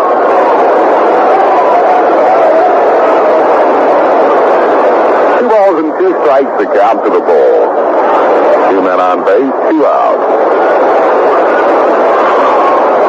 Here's the 2-2 pitch. Point. 4 strikeout for Soto. Luzinski went after a low and away pitch. And the Phillies are down to the 5th. No runs, no hits, no errors, and 2 left. After 4.5, Phillies 1, Cincinnati nothing. Pitcher Bruce Steeson is disappointed in his performance so far this year and thinks he should be helping his teammates more. But Pittsburgh manager Chuck Tanner thinks Steeson is doing just fine. Tanner said after the Pirates' 3-1 victory Friday night over the San Diego Padres, Steeson did it all. He's a money pitcher. Last year, just about this time, he came on and won 5 straight. He stole a base, drove in a run, scored a run, got 3 hits and 3 at-bats, and he even took out 2 fluorescent lights in the dugout that were bothering the infielders. But Steeson wasn't so enthusiastic. He said, I've been struggling quite a bit the second half. I feel like I was about ready to break out of it. It's been a disappointing season so far. I don't think I've helped enough. Steeson singled in the 3rd inning to score Ed Ott, who had doubled to account for the first run of the game. And in the 5th, with 1 out, Steeson doubled, then stole 3rd and came home on a single by Frank Segarra, who had 4 hits. Dave Parker's 18th homer accounted for Pittsburgh's 3rd run. Steeson said after his 10th season win, I had a pretty good slider. I've been pitching pretty good for just the first 6 innings, but I don't think I've been throwing as well. I have a finger problem. It's kind of internal, but tonight it was a little more tender. And he goes on to say, I thought about stealing on the pitch before. I know I took a chance, but it worked. It was Steeson's first stolen base of his career.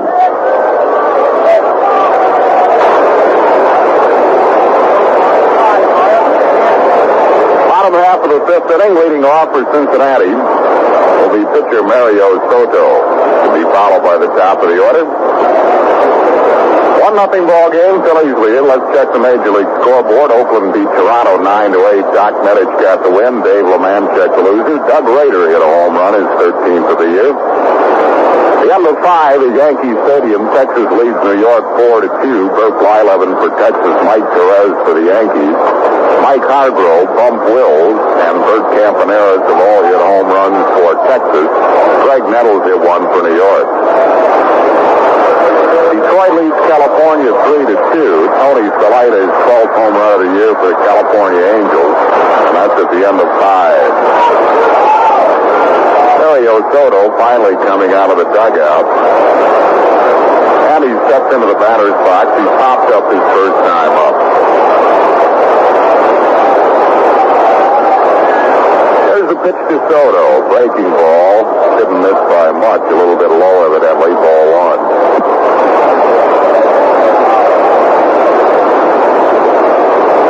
1-0 pitch to him. Over for a strike call. It's 1-1. All of a strike to Soto. Lomborg's pitch to him. Swing and a pop foul down the right field side. 1 ball and 2 strikes.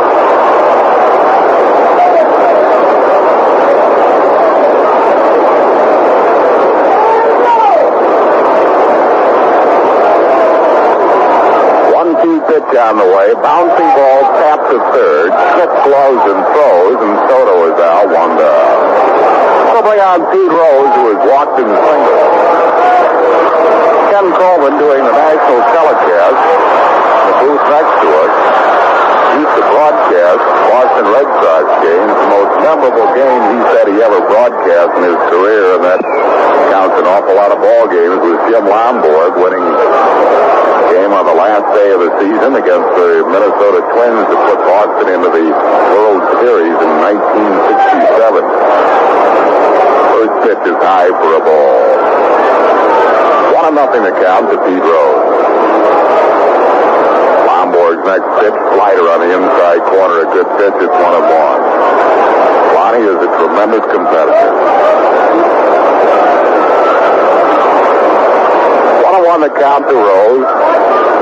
Pitch to him, fly ball left field. Luzinski is there. Greg makes the catch, and Rose is out. 2 down. We'll bring up Joe Morgan, who was flied out to left and walk. Walked up a couple of years ago and apologized to Jim Lomborg because I thought he was through. I actually did. I thought he was finished, but I just didn't understand his makeup. It did really something. Well, you weren't alone. A lot of people thought he was through again this spring when he had the shoulder trouble, and he's just an amazing person, and competitor is the word to describe him. Morgan, a long fly ball, deep right field, fair or foul. It is a fair ball home run.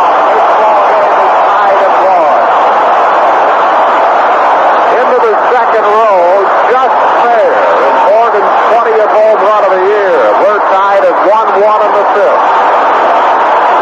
And Morgan looked like he got something off speed. It looked like a curveball, and it was a pretty good pitch from Lomborg, and he got Joe out on his front foot a little bit, but he's so strong and he keeps his hands back so well that he's just able to kind of wrist that ball out here. He almost flipped the bat at it. It's hard to believe a guy that little could hit a ball like that.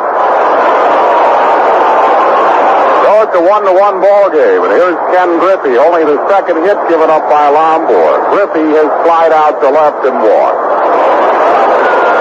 Pitch to him, ground ball hit sharply off the glove of Hepburn into right field for a base hit. So Griffey at first base with 2 outs. That'll bring on George Foster.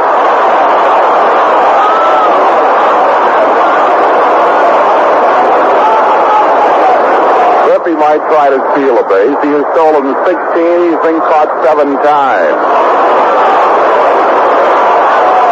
1-1 ball game, bottom half of the fifth inning. Foster has skied out to center field and grounded into a fielder's choice.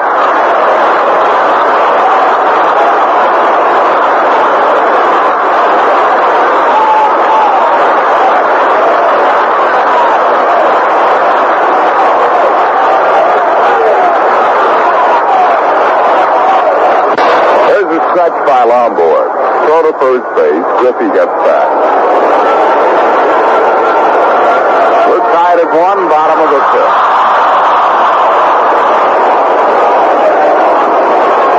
Another quick throw to first base, and Ken Griffey gets back.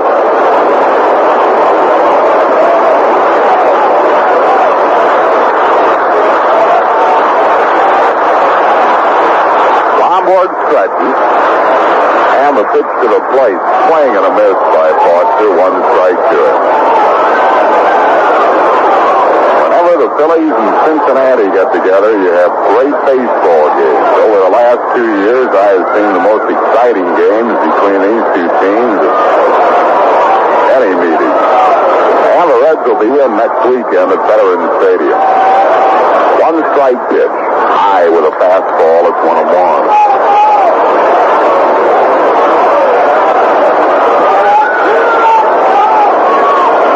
Strike to count to George Foster. Griffey runner at first base, 2 outs. A run in on Morgan's home run. There's the 1-1 pitch. Fastball inside. It's 2-1.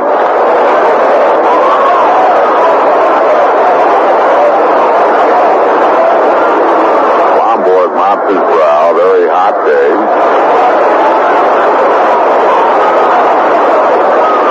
2 balls and a strike to count to George Foster. Here's the 2-1 pitch, swing and a bouncing foul down the third base side. 2-2 to Foster. Talking about the Reds throwing Luzinski a lot of breaking balls, well, it seems like the Phillies have decided that they're going to throw George Foster breaking balls, and only fastballs he's seeing is something in on it, trying to jam him with that and bring him a lot of sliders away. And when you have good hitters like Foster and Luzinski, you have to take your chance and try and pitch to the only weaknesses they really have, and that's what the Phillies are doing to Foster and what the Reds have been doing to Luzinski so far. 2-2 the count to Foster. Here's the stretch by Lombard. Bud Foster steps out as usual. George probably spends more time in and out of the batter's box than any player in the National League. Takes him a long time to get set.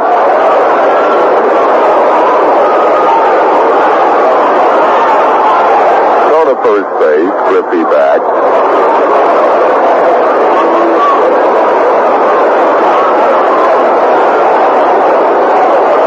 Stretch by Lombard. 2-2 pitch. Swing and a miss. He struck him out with a slider. Foster goes out and swinging. Second strikeout for Lombard. Cincinnati ties it with a run on Morgan's homer. 2 hits, no errors, and 1 left. The number 5. It's Phillies 1, Cincinnati 1. Nicky Rivers didn't do anything extraordinary in the Yankees' 6-5 victory over Texas Friday night. Not if you compare it to the center fielder's last dozen or so games. He only singled in the tying run and scored the winning run, in addition to striking another single for his 14th hit in his last 17 times at bat. Rivers raised his batting average 2 percentage points from .334 to .336, just 1 percentage point behind Lyman Bostock, but well behind the leader Rod Carew, who went 2 for 5 Friday and held his average at .374. Rivers said, "I'm only trying to win games, not a batting title. I'm hitting with more power, driving in more runs. I'm a good second-half hitter, and if I can get 180 or more hits a season, that's a very good contribution." Rivers already has contributed mightily toward the Yankee recent surge, the team now having won 17 of its last 19 games to move from 4.5 games out of the American League East to 3 games ahead of the sagging Boston Red Sox. Friday night, Rivers scored the winning run on Greg Nettles' 8th-inning triple after Rivers had singled home Willie Randolph, who had reached on a double to tie the game at 5-5. Nettles said, Rivers said, "When Nettles hit that ball, I saw it go in the gap and I was going all the way. The worst that could have happened was that I might have been thrown out." The Rangers had taken the 3-0 lead on Toby Harrah's 3-run homer, his 19th, off starter Ed Figueroa in the 4th.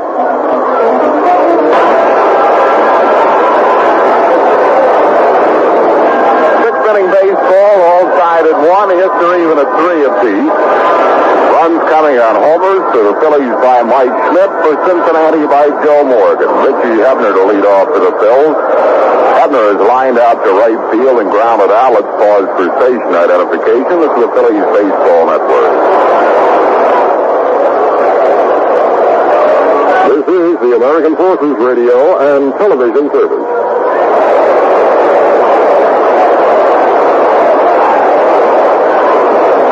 Mario Soto's first pitch to Hebner is over for a strike call. 1 strike to count to Hebner.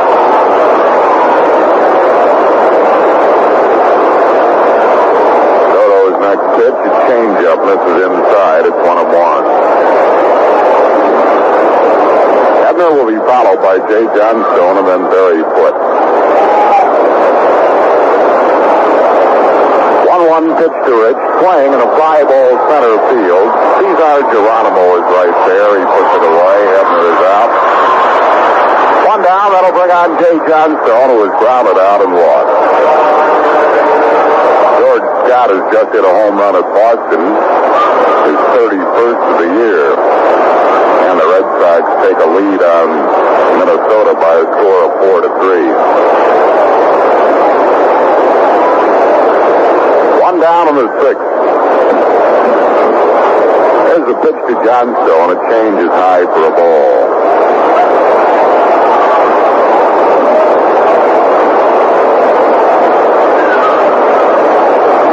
Soto's 1-0 pitch. pitch. Fastball, pop foul out of play. It's 1-1. All of a strike to Jay Johnstone. 1 out, no base runners. 6th inning.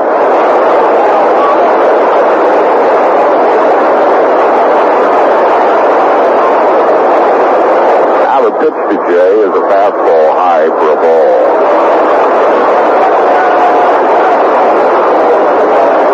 2-1 to Johnstone. The 2-1 pitch. Fastball high again, ball 3. It's 3-1. Jay will look for a fastball that he can drive for distance. Soto walks off the mound.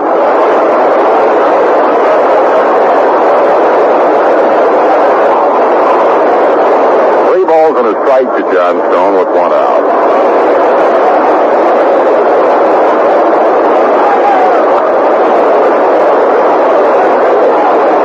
Pitch. High ball 4, he walked it. Johnstone walks for the second time. 4th walk given up by Soto. And that'll bring up Barry Foote. Foote has singled in his only at bat. He came in the second inning after Bob Boone had to leave the ball game. Boone not feeling well today.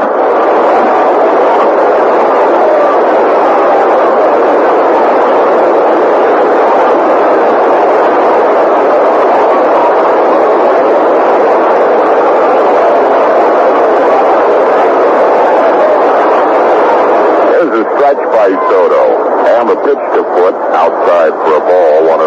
Pitch out, nothing on.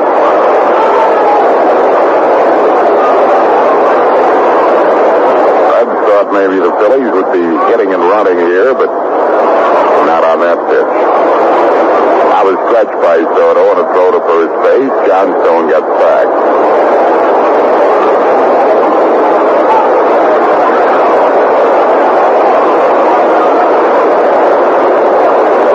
Stretches. Pitch to Foote is a strike called at the knees. Follow the strike to count to Barry Foote.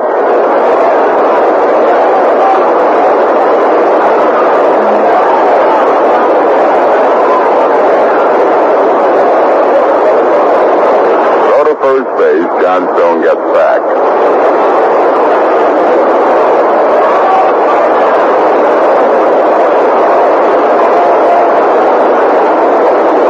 Soto's 1-1 pitch. It's changed in a big swing and a miss. Ball and 2 strikes to count to Foote. Ted Sizemore waiting on deck.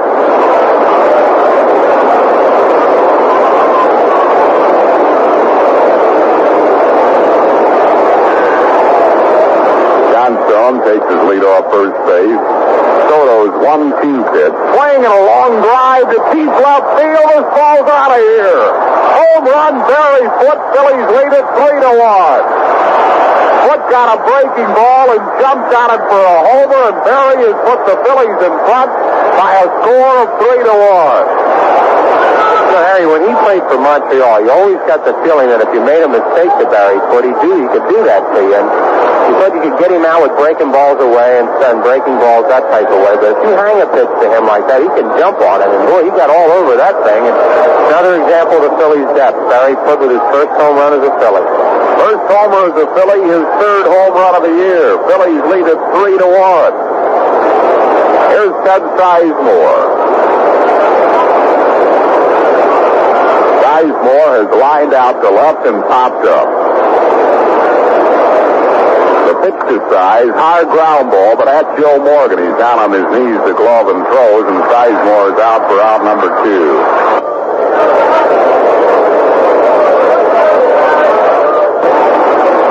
The Phillies have moved in front 3-1 here in the 6th inning.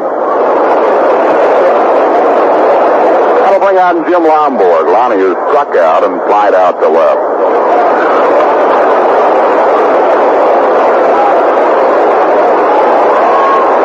Pitch to Lonnie is a fastball over for a strike call.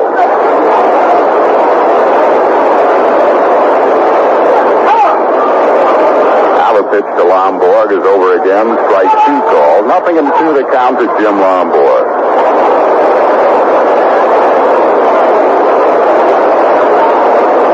2 strike pitch. swing and a very high pop-up foul down the third base side. Pete Rose and John Bench both there. Pete makes the grab. Phillies down to the sixth and moving front on a two-run homer off the bat of Barry Foote. 2 runs in the inning, 1 hit, no errors and none left. And at the end of 5 1/2, it's 3-1 Phillies. Communications broke down twice for the Chicago White Sox in the Milwaukee Brewers' 8th inning Friday night, but the mix-ups were no help to the Brewers. White Sox catcher Brian Downing was involved in both mix-ups, but also scored the insurance run in the 8th inning of the 4-2 White Sox victory. The first breakdown came when Milwaukee's Don Murray opened the 8th with a high pop in fair territory in front of the plate. Downing chasing the ball, and so did first baseman Jim Spencer. At the last second, Downing veered away, and Spencer couldn't get to the ball. It fell for a hit. Downing said it was kind of drifting away, and I kind of assumed one of the infielders would take it, so I was calling Spence. After Sal Bando fouled out, Ed Fitzpatrick singled to move money to third, and Robin Yount flied to Ricky Fisk in shallow right field. Then came the second communications breakdown and a dispute. This throw was a trice to the left of home plate, and Spencer didn't cut it off. Spencer said the throw was shoulder high, and if I'd relayed it, it would have been close, but it turned out all right. Downing said he wanted to relay because the field was wet, and he didn't know whether his throw would slug in the soft ground or come in on the hop. He said I was calling for Spence to replay it, and he didn't hear me. The throw was low, so I called for the relay, but Spencer did it the way he wants to.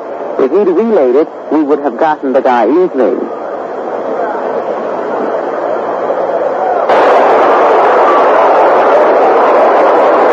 Bottom half of the sixth, Phillies leading at 3-1. Dan Dreesen will lead off. Dreesen has been up twice he has grounded out. Long ball has been factor in all the scoring here today. The pitch to Dreesen, swing at a high fly ball, left center field. Jerry Martin right there. Jerry puts it away, and Dreesen is out on 1 pitch, 1 down in the 6th. We'll bring up John Bench. He is struck out at 1. Phillies getting a solo home run from Mike Smith, a 2-run shot off the bat of catcher Barry Foote. Fred's only run coming on a Joe Morgan home run. Toby Hara has just hit an inside the park home run at Yankee Stadium in the 7th with 2 on, his 20th of the year. Puts the Rangers in front by at least 7-2. Rangers still batting in the 7th. There's the pitch to Bench. Bouncing ball, top to shortstop Larry Boy. He throws 2 pitches, 2 outs in the 6th inning. And that'll bring on Cesar Geronimo. Geronimo has grounded out and been hit by a pitch ball.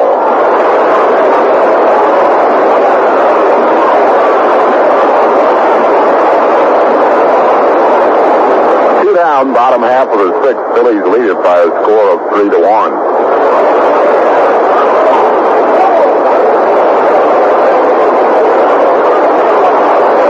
Here's the pitch on the way to Geronimo. A fastball is over for a strike call.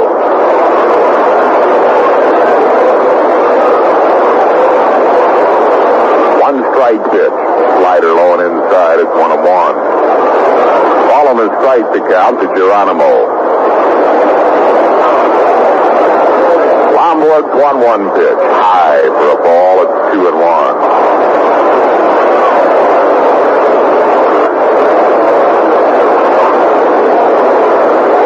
Two balls and a strike to count to Geronimo. The pitch to him is over for a strike call. It's 2-2.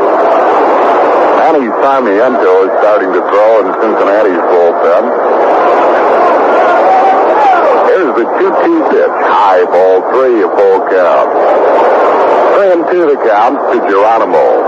Yankee outfielders must be having their problems. Another inside the park home run for Texas against the New York Yankees. This time by Bump Will.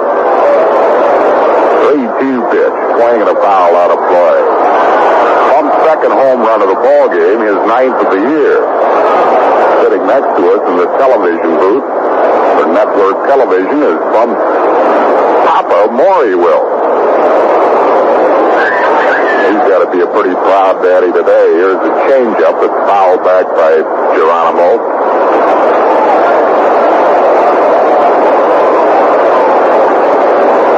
Phase 3 and 2 to Geronimo with 2 outs.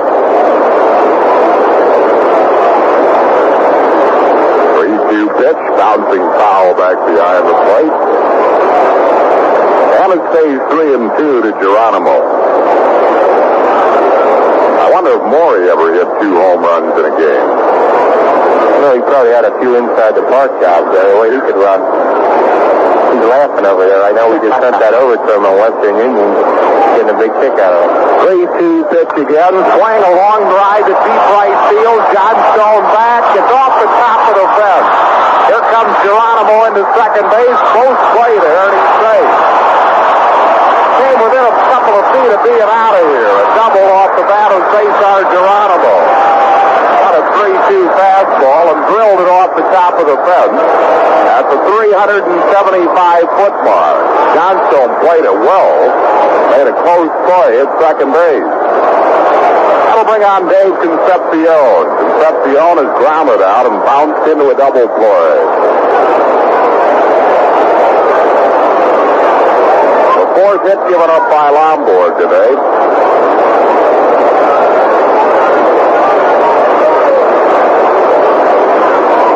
The Phillies have the base open right here with Concepcion up and the pitcher on deck, but Sparky would undoubtedly hit for Soto, so Lombard will go right at Concepcion in this spot and try and get him out.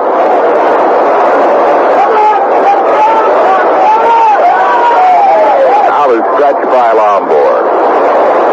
Here's the pitch. Baby Concepcion, base hit center field. Rounding third, Geronimo.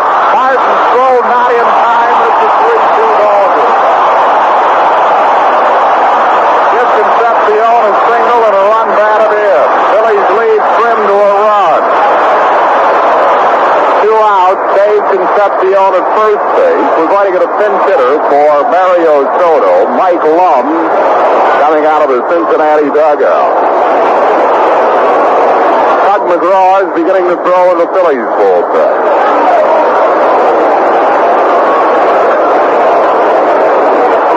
So it's a 3-2 ball game, 2 outs. Mike Lum, a left-hand hitter. Lum batting at 183. Hit 4 homers, knocked in 12 runs. As a pinch hitter, Lum is 5 for 36.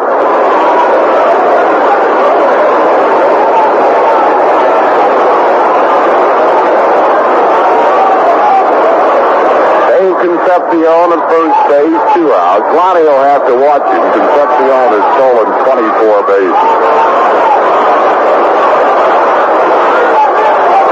Phillies lead by a run, 3-2.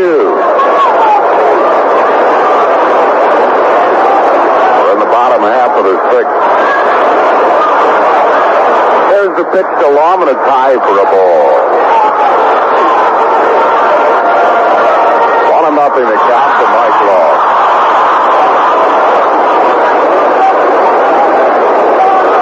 Stretch by Lombard.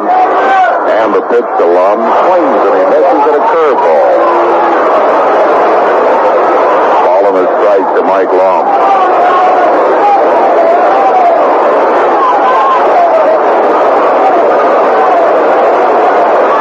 Now the stretch by Lonnie. The throw to first base. Concepcion gets back.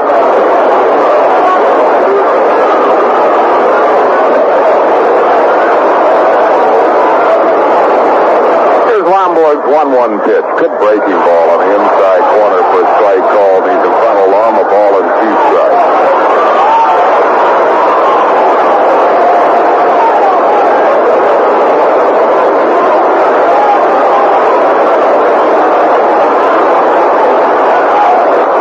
Stretch by line. 1-2 pitch, curveball. Ooh, didn't miss by much. 2-2 to count to Mike Lum.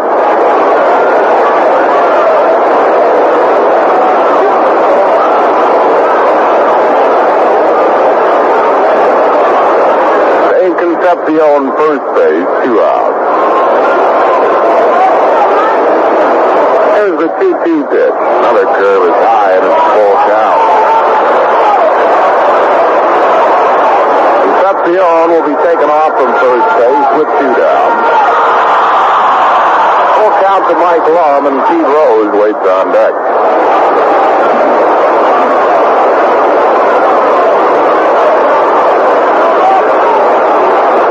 Lombard stretches. 3-2 pitch. Swing and a miss. He struck him out. Lum goes down swinging. Third strikeout for Lombard, and in a big spot. Cincinnati gets a run in the inning. 2 hits, no errors, and 1 left. Out of the end of 6. Phillies 3. Reds 2. The Oakland A's, led by Billy North, pounded out season-high totals of 18 hits and 6 stolen bases en route to a 9-8 victory over the Toronto Blue Jays. Their previous season highs were 16 hits and 4 stolen bases.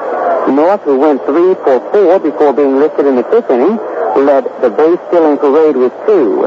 Doc Burdick was the winning pitcher and Dave Lemansky the loser. Burdick's record is currently at 7-6. Lemansky is at 10-12. 23,661 people viewed that game. Toronto's Doug Rader had the game's only home run, a solo shot in the 6th inning. Well, Hale Irwin, threatening a runaway in the $250,000 Hall of Fame Golf Classic, clipped 3 more strokes off par and has expanded his lead to a whopping 7 strokes halfway through the 3rd round. Irwin, who hasn't made a bogey in the Pinehurst, North Carolina tournament, played his front 9 in 32 and made the turn to the back 9 with a 45-hole total of 159. We move to the 7th inning with the Phillies leading it by a run, 3-2. Top of the order coming up, Jerry Martin. And he'll be facing Manny Sarmiento, the new Cincinnati pitcher. Soto going 6 innings, allowing 3 runs on 4 hits. He walked 4 while striking out 3, and Manny Sarmiento coming on. Sarmiento called up recently from Indianapolis, appearing in his 13th game. No wins, no losses, no strays, and his earned run mark is 3.18. And he pitched for the Reds also last year. He was 5-1 for Cincinnati last year after being called up from Indianapolis, and he posted an ERA of 2.05. There's the first pitch to Jerry Martin, and it's low and away for a ball, 1-0.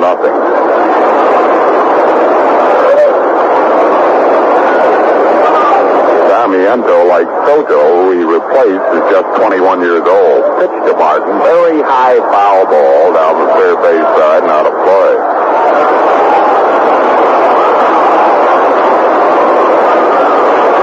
One ball and 1 strike to count to Jerry Martin.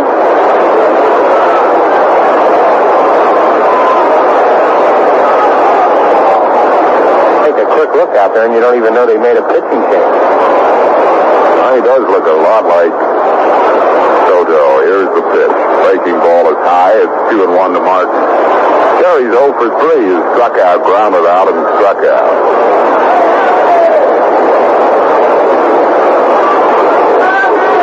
Two balls and a strike to count to Jerry Martin.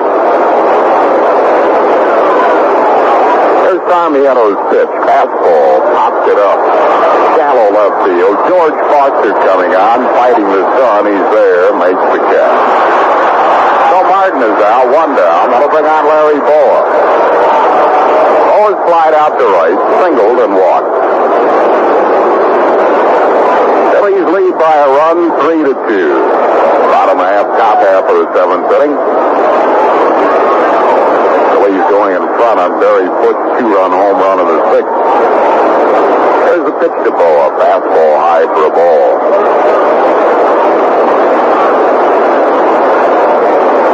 T. Rose plays him shallow at third base, daring Larry to bunt the ball. 1-0 pitch to Boa. Swing and a pop-up foul. Rose and Bench giving chase. Near the Phillies dugout, into the Phillies dugout, and out of play. Almost hit Greg Luzinski, sitting at the edge of the dugout.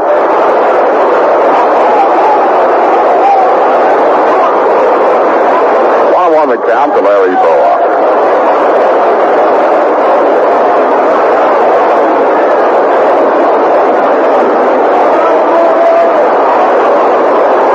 Sarmiento gets his sign from Bench. 1-1 pitch. Fastball hit into left field. Tossed to a long run. Makes the catch. So Boa's out on a fly ball to left. That's 2 down. That'll bring up Mike Smith, who's homered, grounded into a fielder's choice, and been hit by a pitch ball. So that play that Foster made is a perfect example of what Harry said earlier, the way the Reds play the alleys here. A lot of teams will play Boa over near the line, and that ball would have gotten through. Probably rolled all the way to the wall for a double or a triple, but the Reds believe in cutting off that extra base hit in the alley and give you the lines, and that's just what they did there, and it worked out. 2 outs, no base runners. The pitch to Schmidt, low and away for a ball. 1-0 to Schmidt.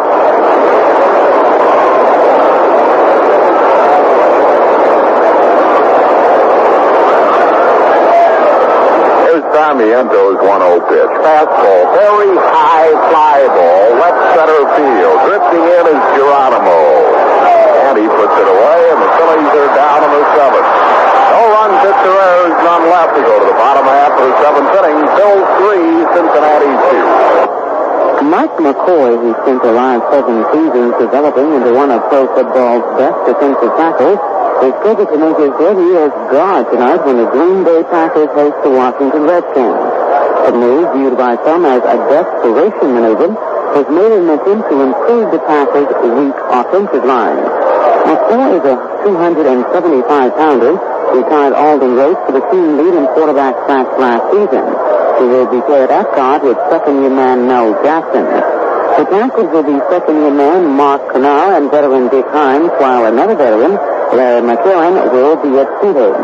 After beating Cincinnati 23-20 in their exhibition opening, the Packers suffered a pair of embarrassing defeats, 38-3 to New England and 10-7 to lowly Tampa Bay.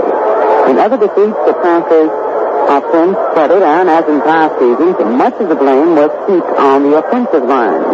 Canal, voted the Packers' top rookie last season, believes McCoy can make the adjustment and give the line a much better needed boost. He said Mike's a great individual, he's a hard worker, and it's fun to work with him. I'm confident he can do anything he puts his mind to. Shaw said he wants to work on establishing a starting lineup, and that his veteran players will see a lot of action against the Redskins. He also announced that as of next week, the Packers will practice just once a day.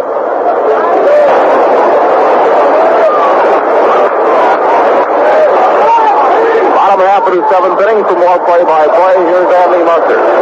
Thank you, Harry, and it's Pete Rose to start it for Cincinnati. Another 1-run ball game. Phillies have lost 8 straight ball games in this park, and 6 of those 8 have been 1-run ball games. Right now, they are leading by 1. Here's Pete Rose. Today, Pete is 1 for 2 with a walk. Batting left-handed against Lonborg, and the pitch is inside, ball 1. Rose stole a base last night, his 14th of his career, and that's a career high for him, 14 stolen bases. There's a fly ball to shallow left field. Luzinski coming in. Boa going out. Look out. The ball. One-hands the ball as Boa crosses in front. A running catch coming in. The ball with the glove down. Underhanded that catch on the run. A fine play by Luzinski.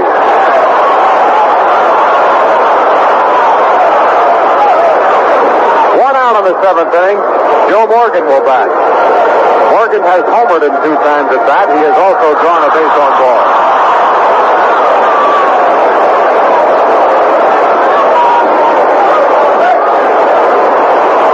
Ronnie Wines, here's the pitch to Morgan. It is a ball. I was going to say high, and then I was going to say low. I don't know where it was. They called it a ball. Looked like a pretty good pitch. If he took it, it's a ball. Oh, that's right.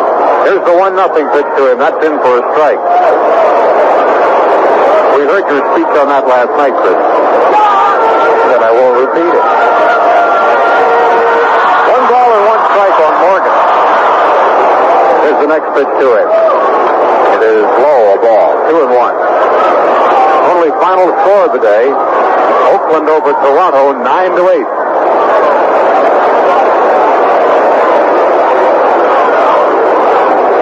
Morgan checks his swing and takes a strike. And I might add, does not argue. Well, I was only half facetious about that, but it does get on your nerves how many pitches he takes that most people do get strikes on, and the umpires call balls, and Joe intimidates. The 2-2 pitches fouled off. Chris, that's always been one of my favorite dislikes about pro basketball, about how players argue with every foul that's called. I really think there ought to be some way to eliminate that. And of course, baseball has done something about this. Managers can't argue balls and strikes, which is a good point. Here's one that's high, and it's a full count. And players don't get along too far with it either. The umpires will let them have a say on it, but if they keep it up, they'll warn them and they'll throw them out. And that's good. It really is, because it's strictly a judgment on the umpire's part, and you have to go along with that. Payoff pitch to Morgan. Breaking ball. Low. Ball 4. Didn't miss by much, but Morgan draws a walk.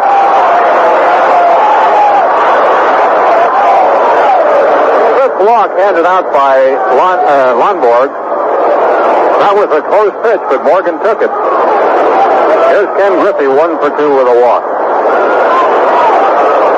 Phillies lead this ball game 3-2. We're in the last of the 7th inning. Barry Foote, not in the original lineup, the hero of this game with his 2-run homer right now. Throw to first base, Morgan scampers back. Morgan third in the National League with steals. He's got 41. The bullpen crew is going to work now. Warren Brewster and Ron Reed are both going down to the bullpen.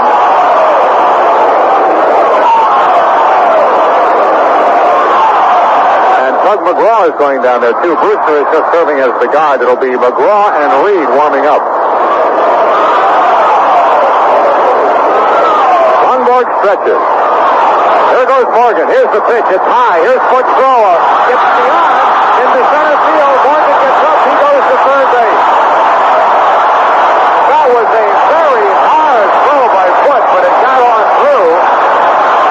And a stolen base for Morgan and an error on Foote. That's what Joe Morgan does see. He's such a base running threat, and he gets on first, field second, goes to third, and it looked like he was struck out to begin with, which we were talking about earlier while he was on. He took a pitch right at the knees, ball 4.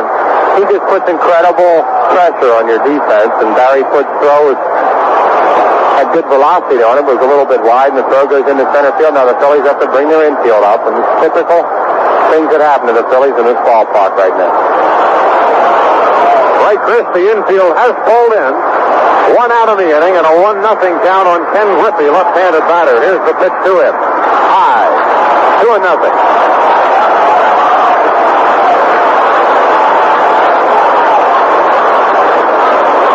Time is called now. Sizemore, Schmidt, and Foote all walking to the mound. And when you see 3 guys go out together like that, you figure the signal had to come from the dugout. Well, they're doing 2 things right now. And I think number 1 is they're stalling to try and let Reed and McGraw get some more time. And number 2, with the 2-0 count on Griffey, I think they're talking about pitching around him because Lonborg has handled Foster well today. Foster, of course, is a very, very dangerous hitter, but he is right-handed, and Lonnie has handled him well. And I think they're kind of talking about that they might just pitch around Griffey a little bit in this spot. 2 balls and no strikes on Griffey. They are not going to give him an intentional walk, though. Lonnie stretches. Here's the pitch. It's in for a strike on a breaking ball. Curveball across. 2-1 to Griffey. He's batting at .322, the top average in the Reds lineup. Lonnie's ready to work. Here's his 2-1 pitch to Griffey. High beyond Foote, a wild pitch. Scoring from third base is Morgan, and the ball game is tied. Lonborg on course, a wild pitch. It was very wild.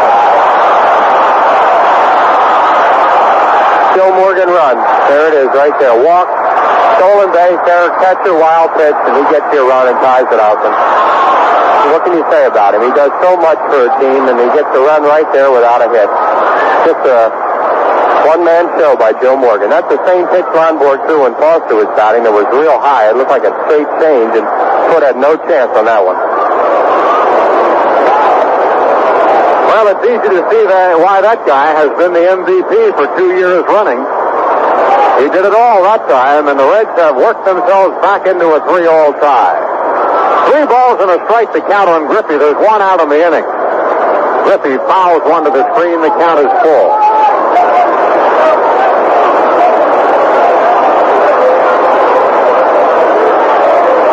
Rivera's pitching for the Cubs at Candlestick this afternoon against Bob Knepper. And Chicago scored a run in the first inning to lead it 1-0. Here's the payoff pitch. It is low, ball 4, and Griffey walks. Let's pause for station identification on the Phillies Baseball Network. This is the American Forces Radio and Television Service.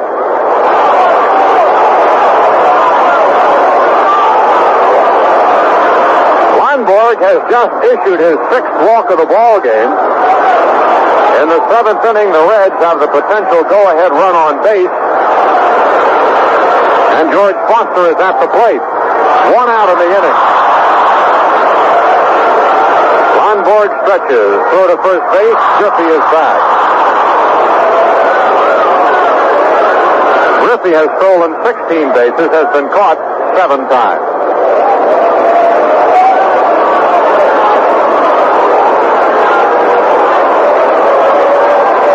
Phillies 3, Reds 3 in the 7th inning at Riverfront Stadium.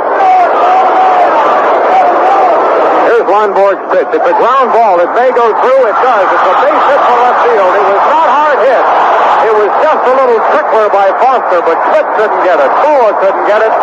And that's a line drive in the papers as Foster singles to left field. Griffey stopping at second base. That ball had eyes. It really did. Only the 6th hit for the Reds. You know, it almost sounds like sour grapes, and you just can't let yourself say that sort of stuff. But boy, I'll tell you, everything that happens in this ballpark is wrong. George Foster got hopelessly jammed on that pitch. He was falling away from it, and it somehow found its way through the infield, and now Danny Ozark's going to come out, and that's going to be it for Lonnie.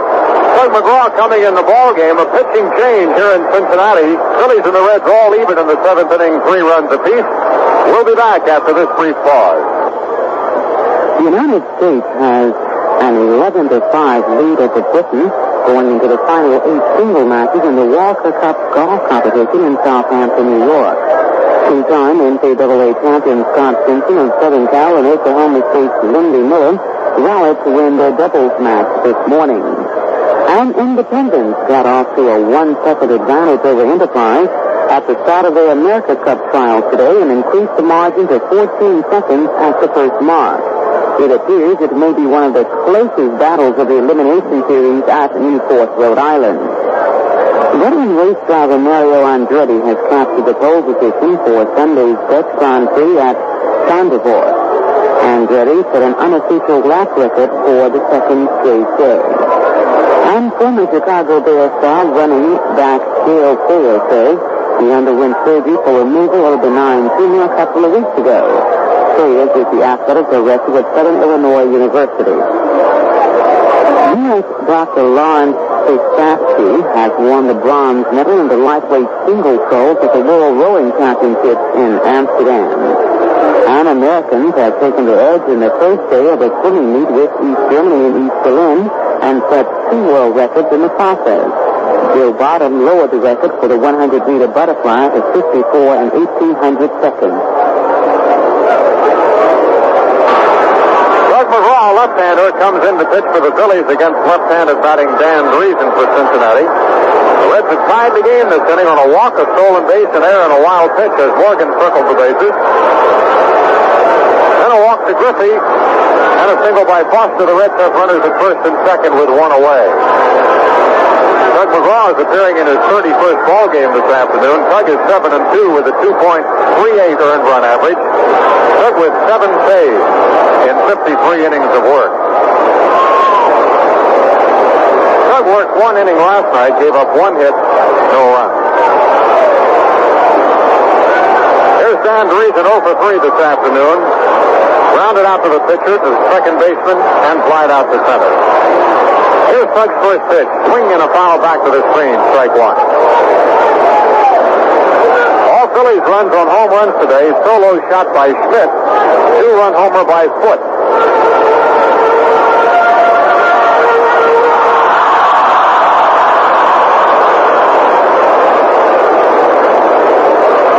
Screwball misses inside. 1 ball and 1 strike to Driesen.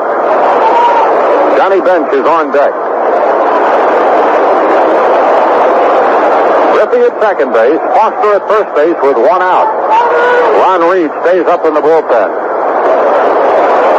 Doug's pitch misses high, 2 balls and 1 strike.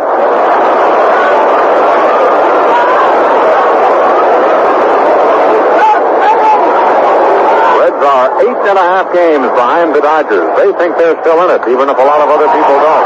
Line drive to left field. Luzinski catches it without moving very far, and the runners will stay where they are. Ball hit almost directly at the ball. 2 outs.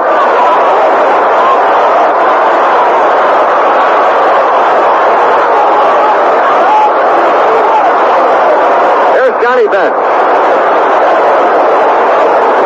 Bench has struck out, grounded to short, and walked.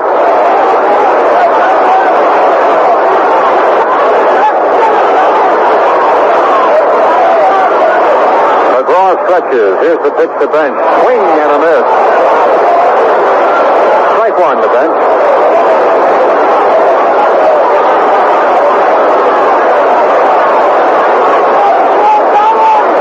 Doug ready to work. Next pitch on the way. Breaking ball is low. 46,139 watching the game today. That's a crowd that's just a couple of people larger than last night. 46,079. Bench hits one off the end of the bat on a through ball. A roller toward second. Tries for fields on the run and throws him out, and the inning is over. But the Reds have tied the ball game as they get a run. There was 1 hit. There was 1 error. And there were 2 men left on base. At the end of 7, it's Phillies 3, Cincinnati 3. Kansas City's Hal McRae can take a bow, but only for his consistent bat and timely defensive heroics, but also for his part-time duty as a Royals hitting instructor.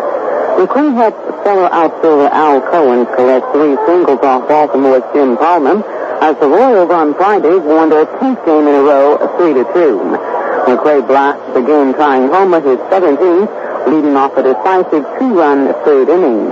The Royals left fielder, who has batted over 300 the past 3 seasons, also had Cohen stretch his batting streak to 7 games in a row. Cohen said about McRae's advice, Hal noticed that I was pulling the ball in Milwaukee. That made me concentrate on hitting the ball to right field where 2 of my hits went. As far as I can recall, this was my first 3-hit game off Palmer. Cohen singled across a first-inning run after Tom Poquette, who was hitting in his 13th straight game, singled and went to second base on a Palmer wild pitch. After McRae's towering homer erased the 2-1 Orioles edge in the 3rd inning, Palmer walked the next batter, George Brett. Cohen singled Brett to 3rd base, and Brett scored what proved to be the winning run when John Mayberry bounced into a double play. The Royals pitcher Dennis Minnick, who got 14 and 10, allowed only 2 singles and walked 1 batter after the 3rd inning. He finished strong by retiring the last 16 batters. Leonard says he didn't have good rhythm in the early inning, but pitching coach Galen Casco helped to make the adjustments, and he spotted what I was doing wrong. Greg Luzinski will lead it off for the Phillies, and he'll be batting for John J. Horakowski of Tulip Street in Philadelphia. Damiano puts the first pitch across the plate, a strike. Here's the right-hander's next pitch, and it's a fastball outside. 1 ball, 1 strike. Damiano from Venezuela is in his 2nd year in the big league. Only 21 years of age. Damiano was 5-1 for the Reds last year. He misses inside, 2 balls and a strike. So far this year, Damiano has no record. Appearing in his 13th game all in relief, a 3.18 earned run average. Here's a check swing, and it's going to drop in right field for a base hit. Luzinski singles to right field to start the 8th inning for the Phillies on a check swing. 5th hit for the Phillies, first off Sarmiento, and 4 tickets to a future game on their way to John J. Horakowski of Philadelphia. Now Richie Hebner, and he'll be swinging for $2,000 for Mrs. Marietta Jackson of Cantrell Street in Philadelphia. Hebner 0 for 3.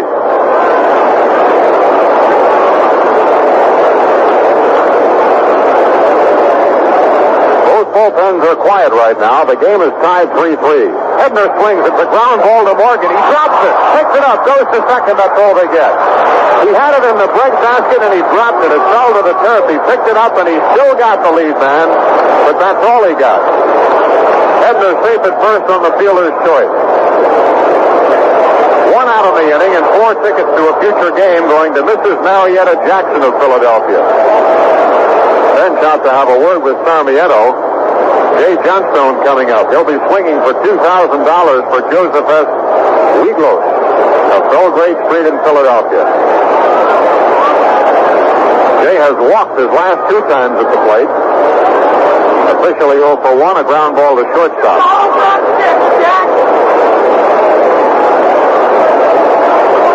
Right-hander Manny Sarmiento will now work from the stretch, and Jack Dillingham, the veteran, gets up in the Cincinnati bullpen. Strike across to Johnstone.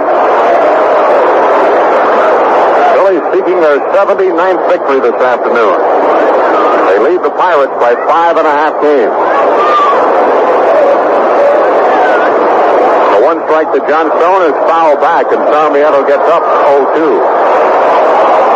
Shadows are starting to come out right now. They're halfway between the mound and home plate. It's going to be tough for the hitters to see up there, and you're going to see the pitchers throw a lot of hard stuff right now. Brings to mind that playoff game here last year, Chris, in the fall. Shadows were creeping out a little sooner then, but Phillies saw their season end on a shadow-covered stadium here last year in October. The pitch to Johnstone is a line drive to right field. It'll be a base hit. Hebner is going to go to third base. Here comes the throw in. It is cut off, and the Phils have runners at the corners. Single to right by Johnstone with Hebner taking third, and the Phils have a 1-out threat. 4 tickets to a future game to Joseph Wieglos of Philadelphia.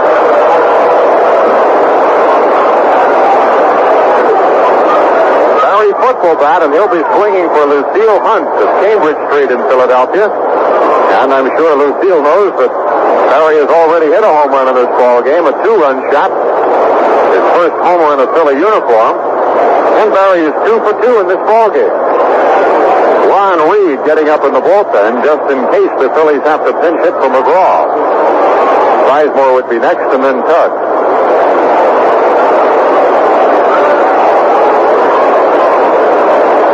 3-3 ball game. The Phillies have Hebner at third base. Fastball to foot. This is outside, ball 1. Hebner at third, Johnstone at first with 1 out. Heads, of course, are going to play their infield back in this situation. Foot does not run well, and they're going to go for the double play. Sarmiento stretches. Fastball, and it's popped up, but it's out of play. Back of the plate and foul ground into the stand. 1 ball, 1 strike on Foot. He unloaded a home run in the left center field his first time up. His last time up, I should say. His first time up, he got a single to right field. Bob Bruin started the game, had 1 at bat, had to come out because of a virus which had Booney out, complaining before the ball game of not feeling well, but he did want to start, but just couldn't make it on a hot day here in Cincinnati. The 1-1 to Foot, swing and a foul at the plate.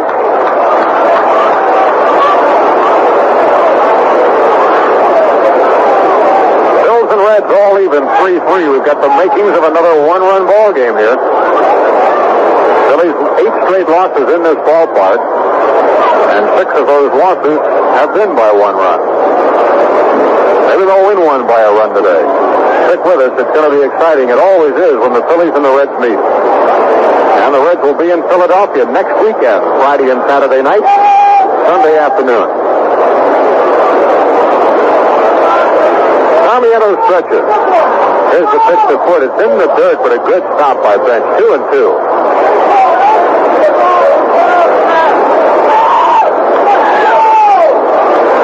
Tommy Hutton is swinging about in the dugout.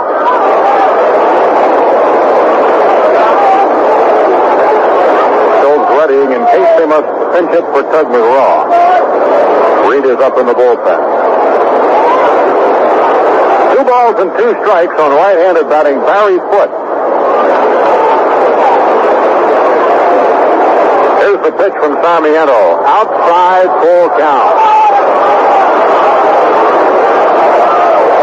Well, this is a spot where it'll be interesting to see whether Danny will start Johnstone. We haven't seen that much of him, but he does strike out quite a bit in his history, and Bench, of course, has that gun to throw Johnstone out, and yet the Phillies could stay out of the double play by starting Johnstone, so we'll have to see what Danny does here. Damiano stretches. There goes Jay. Here's the pitch. It is outside, ball four. The bases are loaded. Foot draws a walk to load him up with one out. And Sizemore will bat. First walk given up by Sarmiento, but the fifth overall by Reds pitching today. And Sizemore 0 for 3. Now Sizemore is being called back, and Bake McBride is going to bat. Size had gone all the way up to the plate, and he is called back through for the day, and Bake McBride will be a pinch hitter with one down and the bases loaded. Bake did not start the ball game today because that knee was bothering him again. But he's certainly well enough to come to the plate here, and in a key situation. Couple reasons to use him here, Andy. Jake McBride, even with a bad knee, does run pretty well, and the odds are he's not going to hit into a double play, whereas Sizemore could possibly hit into a double play. And also, Bake, when he hits the ball in the air, really does drive it somewhere. So Danny Ozark is just trying to get the one run, be it an infield out RBI, a little infield single, or hopefully a fly ball to the outfield or a base hit from McBride. And it's a good move on his part to use Bake in this situation.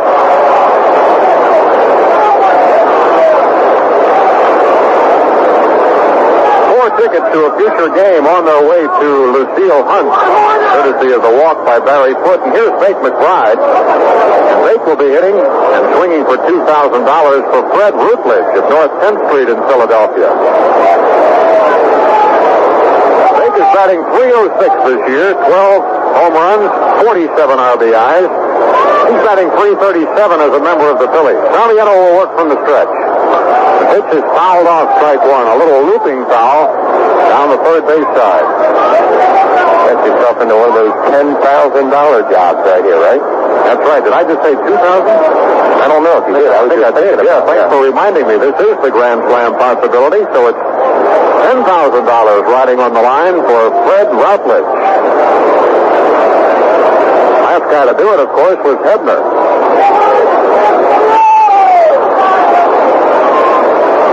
Pitch on the way to base. Inside. 1 ball and 1 strike.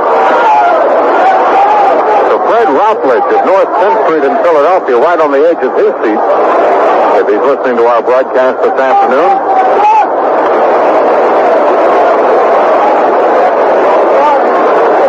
Only 1 out in the inning. Phillies trying to crack a 3-all tie. The 1-1 debate. It popped up. It's behind the plate. It's going into the seats. Bench came back, but it dropped back about 5 rows. 1 ball, 2 strikes on McBride.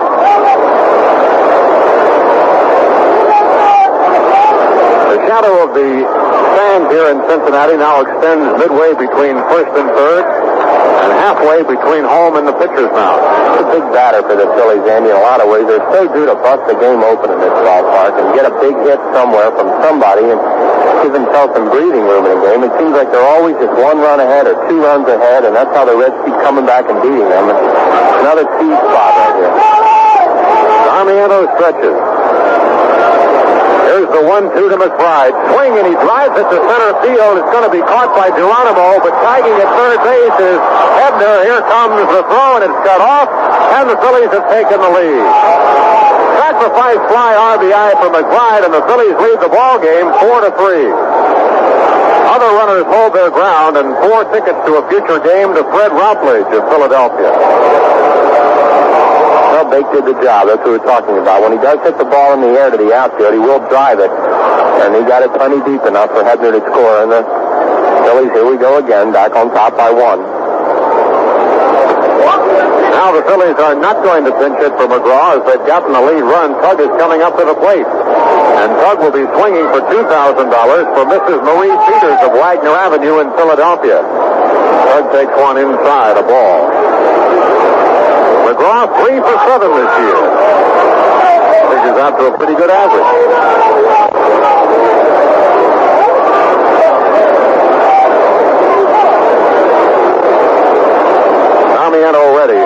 1-0 to Tug. He swings and fouls one back, a strike.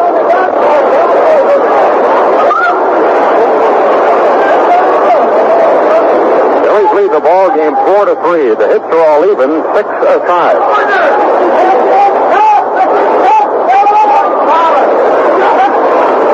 Here's the 1-1 to McGraw, and he pops the foul back out of play.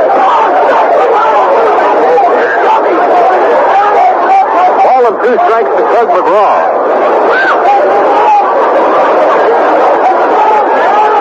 Runners at first and second. The other runners could not advance on that fly ball to center field. There's another one fouled back by Tug into the screen.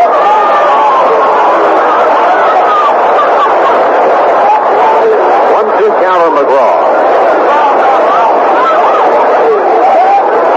Looks like the Yankees are going to lose today. They're in the 9th inning, trailing 8-2 against Texas. Here's the 1-2 pitch to Tug, high and inside a ball.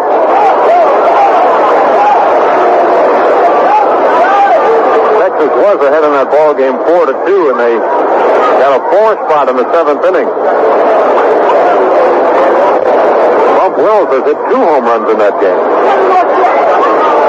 Altogether, the Rangers have 5. Here's the 2-2 pitch. Tug McGraw pops it up. This will be playable. Johnny Bench is in fair ground in front of the plate, and Johnny takes it for the last out of the inning. 4 tickets to a future game to Mrs. Marie Peters of Philadelphia, as Tug pops out to end the inning, but the Phillies have taken the lead. 1 run, 2 hits, 2 men left on base. At the end of 7.5, it's 4-3 Phillies. T. Young pitched a 4-hitter and had 3 hits Saturday to lead Taipei, Taiwan to a 7-2 victory over El Cajon, California in the championship game of the 31st Little League World Series. The win marked Taiwan's 6th world title and 7th try since 1969 and was its 17th straight victory in World Series competitions. King struck out 9 and walked 2 and finishing the Little League tournament with an 8-0 record. He also went 3-for-4 to finish the series with a phenomenal 8.33 average. That's 10 hits and 12 at-bats. The champions from the Lethal League and Taipei batted around in the first inning to score 3 unearned runs, taking advantage of the first of 4 El Cajon errors. King drove in 2 of the runs with a double, and the 3rd run scored on an error. El Cajon scored its first run in the 3rd inning on a double by Brian Dean and a single by Devin Lunsford. Taiwan scored 1 run in the 3rd and 2 in the 4th, using only 2 hits to do the job. The winners were aided by El Cajon, errors, pass balls, and wild pitches for the 3 runs. Taiwan's last run came on a double by Chi Tai-Si and a single by Hong Chi-Sing. El Cajon scored its other run in the 4th when Dick Ward singled and scored an error and a wild pitch.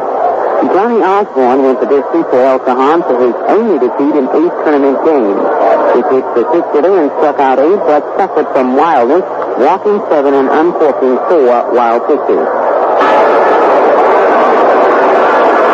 Now at second base for the Phillies, Terry Harmon. Phillies pinch hit for Sizemore to get the the leading run across the plate. 4-3, Phillies lead this ball game as the Reds come to bat in the 8th inning. Final in from Yankee Stadium. Rangers win that ball game 8-2. Rangers had 13 hits in the game, including 5 home runs, including a pair of inside the park home runs in the same inning. Bert Blyleven, the winner, 12-11. Mike Torres, the loser, 15-11. 33,179 fans at Yankee Stadium today.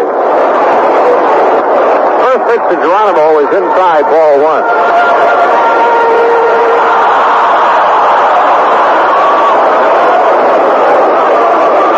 Doug Wines, here's his next pitch. It's a fly ball to center field. Jerry Martin puts the glasses down, goes back and grabs it for the out. Geronimo flies out to center, 1 down. Dave Concepcion will bat. Talking about those 2 inside the park home runs in the same inning at Yankee Stadium today, Toby Harrah had one of them, his 20th of the year, and Bump Wills had the other, his 9th of the year, and his 2nd of the ball game.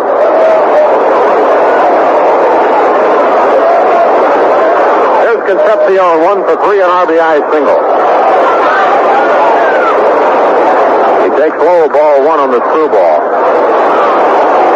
Boston 7-3 over Minnesota there in the ninth inning. And the Red Sox have had 4 home runs today. Here's a hard one-hopper at Schmidt.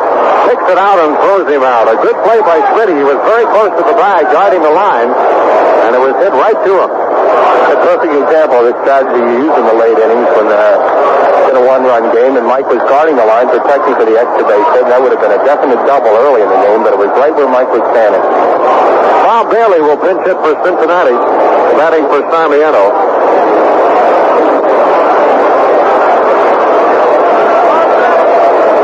Strong right-handed batter, hitting at .269, 2 home runs and 9 runs batted in. Bailey is 4 for 18 as a pinch hitter. Through ball catches the outside corner, a strike.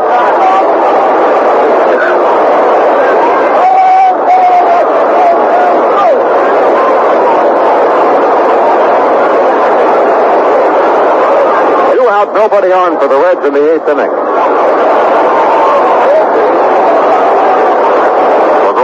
And here's the pitch. It's bouncy. 1 ball, 1 strike.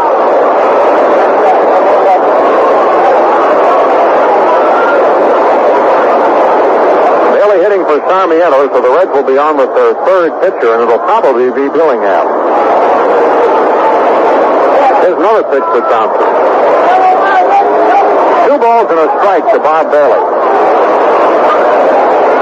Phillies on top 4-3. Those shadows starting to creep across the mound now. They are down onto the lower part of it in the follow-through area. There's the 2-1 pitch, a strike call on the fastball, 2-2.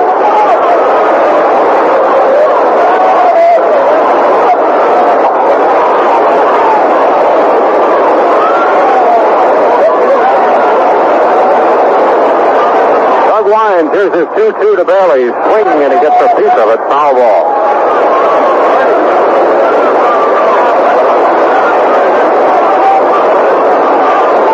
Cub Giant game goes to the 3rd with the Cubs leading at 1-0. Ray Burris against Bob Knepper. All other National League games will be played at night.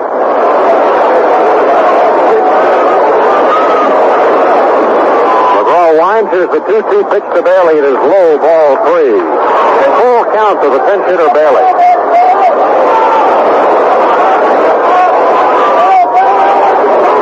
Of 46,000 plus 2 days in a row have enjoyed Cincinnati Phillies baseball.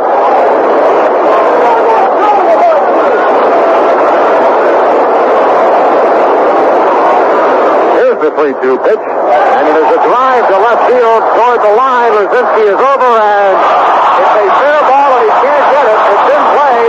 Bailey is going to try for 3. He's headed to third base, and he will get there. A stand-up triple for Bob Bailey. McGraw gave him a 3-2 screwball, and Bailey hit the ball right on the end of the bat and looped it down the line. And Luzinski was playing him into the alley in left center field, and he had a long run for it, and it didn't get there, and the ball landed about a foot there. Here we go again. That's the first triple of the year for Beatles Bailey, but he's at third base with 2 down. And Pete Rose will come up. Rose drove in 2 runs last night. Today, Pete is 1 for 3 with a walk.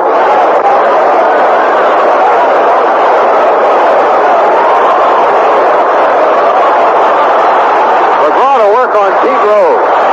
Now time has been called. Mike Schmidt is asking for time. He wants to go in and have a word with McGraw. Nobody is up in the Phillies bullpen. Phillies lead this game 4-3, but the Reds have the tying run at third base with 2 out of the 8th inning. It's like sitting on a time bomb here in Cincinnati. And the Phillies, you can't blame them for being a little jumpy because they've seen it happen so often. Doug turns around and throws to second base. They're making an appeal on Bailey, but the appeal was overturned by second base umpire Davidson. Let's pause for station identification on the Phillies Baseball Network. This is the American Forces Radio and Television Service. SCN Canal Zone.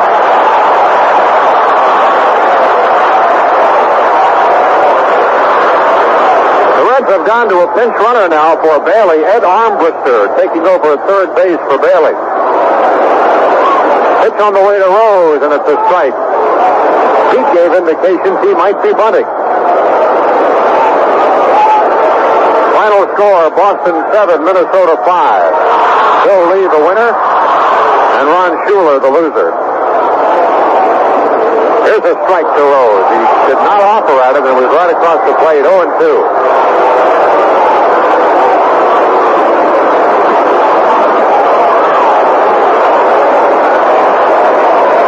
McGraw the jump on Pete Rose, no balls and 2 strikes.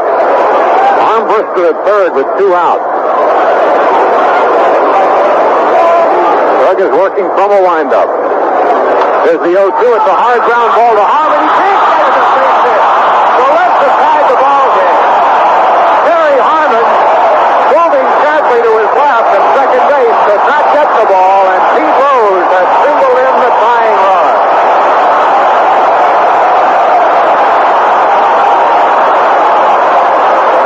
Armbruster scores, and it's a 4-4 ball game.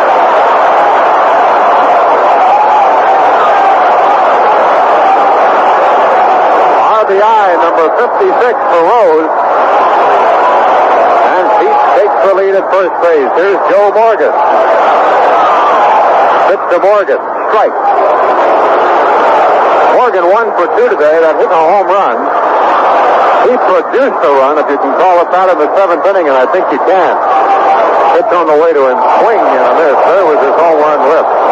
He walked in the 7th. Stole second, and when Foote's throw went into center field, he went up to third base, and then scored on a Lundborg wild pitch. No balls and 2 strikes on Morgan. Here's the delivery. Fly ball center field. Jerry Martin will get this one.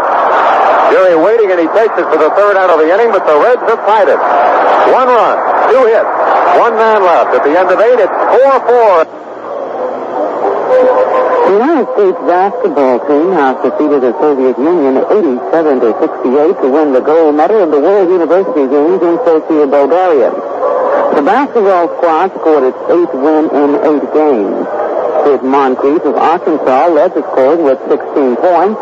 Stephen Williams of Portland State and Larry Bird of Indiana State scored 14, and Calvin Matt of Northeast Louisiana scored 10.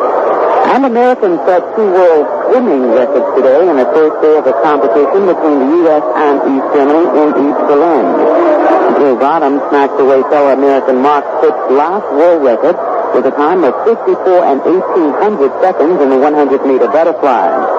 Brian Goodell bettered his own world mark in the 400-meter freestyle with a time of 3 minutes, 51 and 5600 seconds. The American women's team also did well. Alice Brown won the 800-meter freestyle event, and 2 teenagers, 14-year-old Tracy Calkins and 15-year-old Nancy Hoghead, finished 1 and 2 in the 200-meter butterfly.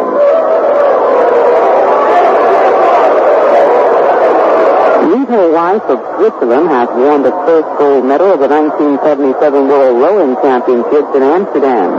Weiss captured a single gold final in the lightweight men's class in a photo finish today. Each is ahead of Morten Esperin of Denmark.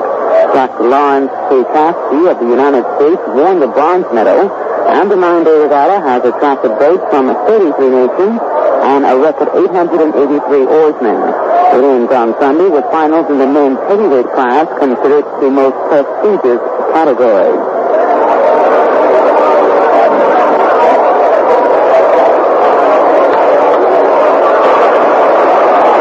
Billingham will come on to pitch for Cincinnati. Billingham is 9-10 with a 5.21 earned run average. Appearing in his 31st ball game, 22 of them as a starter. He has not yet earned a save out of the bullpen. A curveball to Jerry Martin is over for a strike call. The 9th inning, and the Phillies and the Reds are all tied, 4 runs apiece. Next pitch to Martin. Over for a strike call. Reds have gone into their late inning defense. Rose very close to the line at third, and Dreesen even closer to the line at first base. Jerry Martin 0 for 4 in this ball game.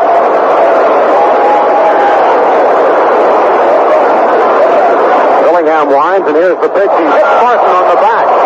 Jerry tried to duck under the pitch and got plunked in the middle of the bag. So Martin takes first base. Second, Phil started to get hit by a pitch today. Mike Schmidt got hit in the middle of the back by Mario Soto, the starter. Well, that's the last thing Dillingham wanted to do. He hit him 0-2 with a breaking ball. I think it was 0-2, right? With a breaking ball right in the middle of the bag. So he certainly wasn't going to try and do that. And Phillies will probably bunt right here. Here's Larry Boa. Here comes Rose down, and a full swing by Boa, but it's fielded by Dreesen. It's short for one, to first. Safe at first base. Red got the lead run. The Phillies crossed him up. Boa was swinging, but he hit it sharply at Dreesen, who played to Concepcion for a force on Martin.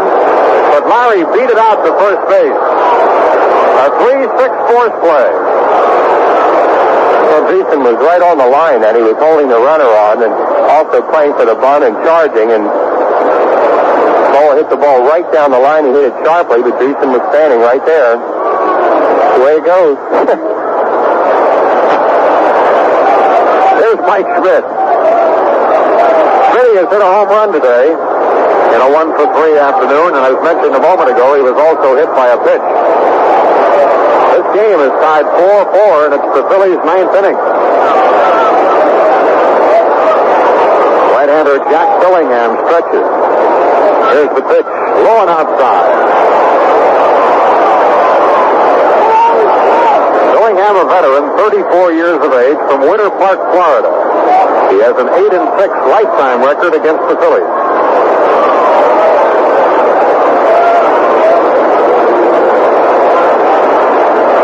Here's the 1-0 to Schmidt. Swing and a miss. Dillingham has a big breaking curveball. He has a sinking fastball. He also throws a slider. I can't remember ever seeing him pitch in relief either. I know he's pitched to the Reds some in relief this year, but I can't ever remember the Phillies taking this kind of relief before. He's always been a starter since he came over from Houston a few years ago. There's the 1-1 pitch, and Boa was running, but it's fouled back. Dillingham first came to the major leagues for the Dodgers in 1968. He was 3-0 that year. He's a guy who has a reputation of getting tough when the going gets tough, if you know what I mean. In World Series play, in 26 innings, he fielded only 1 earned run.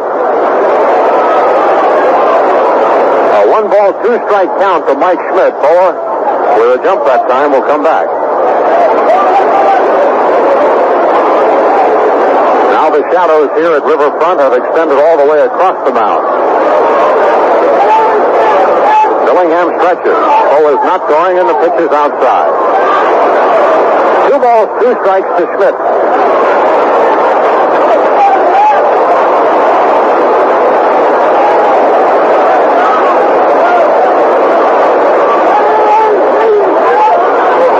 Dillingham has the sign from bench. There goes Boa. The pitch is low and outside, and Bench drops the ball.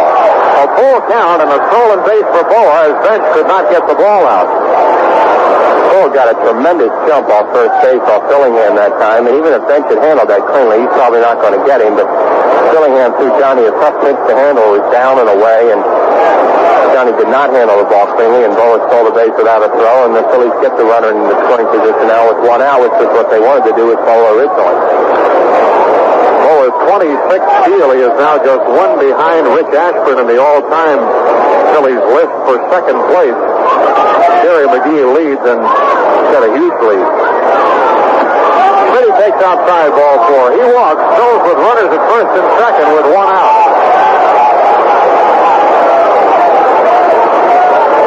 Greg Luzinski's turn. Greg is 1 for 3 with a walk. Another American League final in. Detroit has defeated California 7-6. John Hiller, the winner. He is 6-13. Dave LaRoche, the loser. He is 8-6.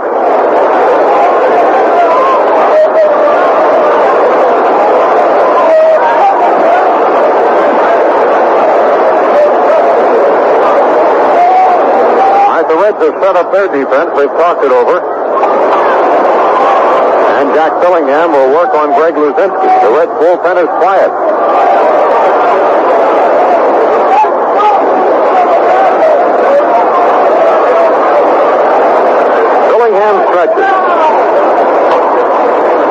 Luzinski, a strike on the outside corner.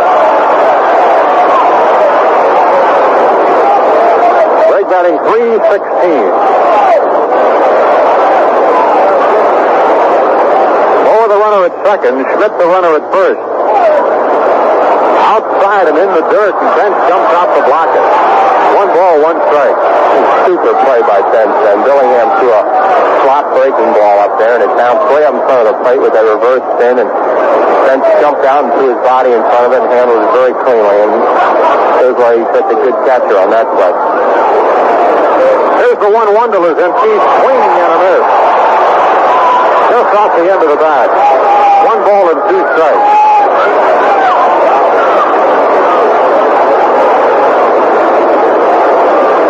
Phillies 4, Reds 4. It's the 9th inning. Phillies at one point had a 2-run lead in this ball game, 3-1 after the homer by Foote. Here's a ground ball headed for third base. It's not hard hit. And Rose throws across in time to get him out at first. He tried to make a tag on Moa going into third, but he couldn't get him. Then he threw to first base, and he got it there in time to get... No, he didn't either. Luzinski is safe at first base. He didn't get anybody. No, Rose really messed that play up. He came in and he had an easy play on Luzinski because the ball was hit slowly, and he tried to tag Moa, and Larry evaded the tag very well, and then Greg was really hustling down the line, and Rose threw over there, and it was safe. So now the Phillies get out, the bases loaded with 1 out, and Rose really messed that play up trying to get Moa. They have ruled it a fielder's choice, and the Phillies have the bases loaded. Now Richie Hebner will bat with the bases loaded and 1 out. Dillingham from the full windup. Pitch to Hebner is low inside, 1 ball. Oh, and Rose talking that play over at third base.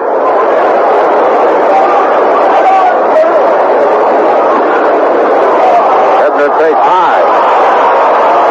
And this is the Reds' Achilles heel right here, is really their bullpen. And now they're going to get somebody up, Dale Murray, but up until just this very moment, Sparky was going to let Dillingham ride this out by himself.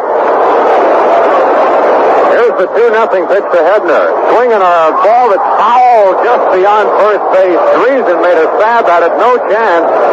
Went into the Reds bullpen and ricochets back into the outfield, but it was ruled foul by Wendelstedt. That could have done it. Just like we said last time when McBride was up, the Phillies are so due to get a big hit against this club and bust the game open on the road, and that was about 2 inches from being the big hit they need. The 2-1 to Hebner. Fly ball to right field. On that way is Griffey. He makes the catch. Tagging at third is Boa. The throw comes into third base, not in time, and the Phillies have taken the lead. 5-4, Phillies lead. Sacrifice fly RBI for Hebner. Advancing to third base, Mike Smith. Holding his ground at first base, Luzinski. So the Phillies have scored a run without a hit here in the 9th inning. And Jay Johnstone will bat. 5-4 Phillies. A hit batter, a walk, and a fielder's choice where they didn't get anybody, loaded the bases. 2 outs in the inning. Johnstone will bat. Dillingham stretches, and here's his pitch to Jay. Strike on the inside corner. Jay 1 for 2, has walked 2 times, has scored a run.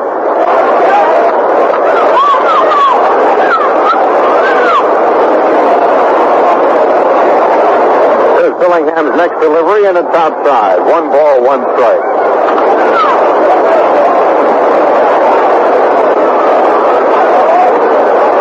Reds have never led this ball game, but they keep coming back to tie.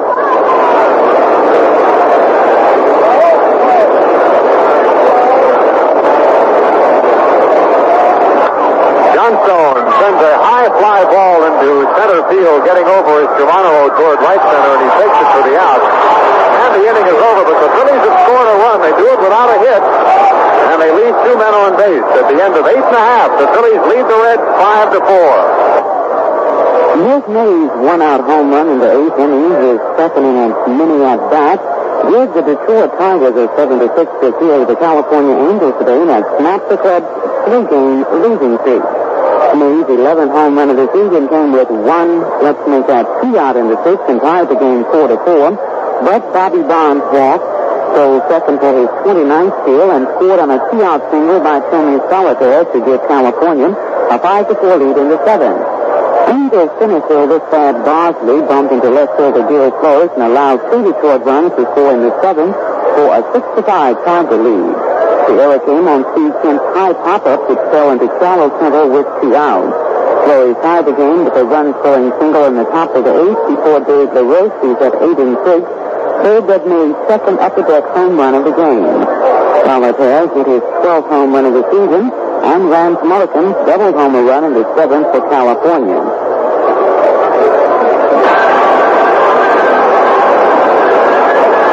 Monday night, the Phillies will be back at Veterans Stadium to play the Atlanta Braves. Braves in for a 3-game series, their final appearance of the year. Phillies have beaten them all 3 times they've been in so far, so they'll be going for a sweep like they did against the Houston Astros. Come on out Monday, Tuesday, and Wednesday night at 7:35, the Atlanta Braves. And then after a day off on Thursday, these Reds will be in town next weekend. Friday night, 8:05, Saturday night, 7:35, and next Sunday afternoon at 1:35. Well, it's the Reds' 9th inning. And we've seen this before. It's always tough in this ballpark, and the Reds are at the heart of the batting order. Ken Griffey to lead it off. Griffey, Foster, and Driesen. Doug McGraw will pitch. Danny Ozark taking no chances. He's got Ron Reed up in the bullpen right from the start.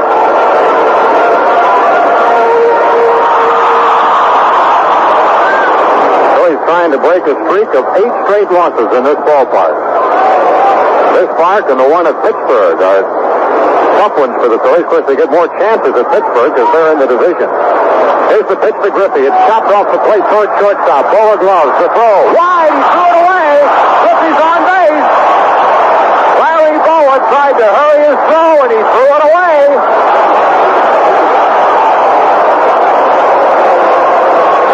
The ball was not hard hit. They're ruling it a hit because Bowa did throw it in a hurry, and there was no extra base taken, so that'll be an infield hit for Griffey. Single for Griffey to start the inning. Hit number 9 for the Reds, the third off McGraw. Here's George Foster, 1 for 4 today. A seeing eye single, tapped softly between third and short to left field in his last at bat.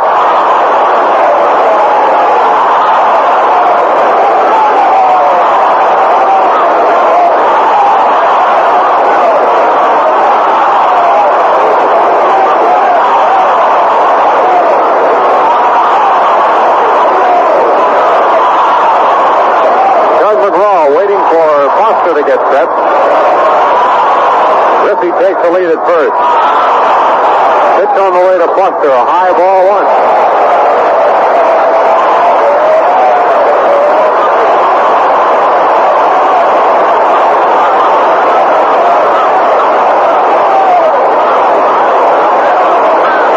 Here's the 1-0 pitch to Foster. A breaking ball high. 2-0.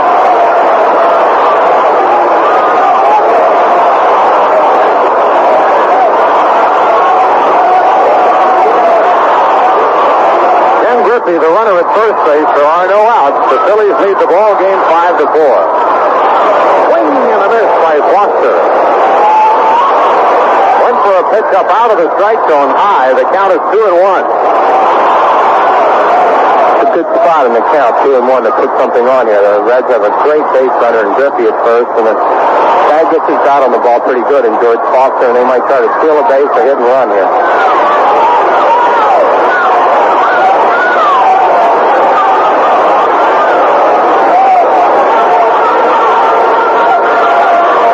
Ready to work. He stretches. Here's the pitch. Swing and a foul off the through ball. He just got it back to the screen as he got a piece of it. 2-2. American League Finals. Oakland 9-8 over Toronto. Texas 8-2 over New York. Boston 7-5 over Minnesota.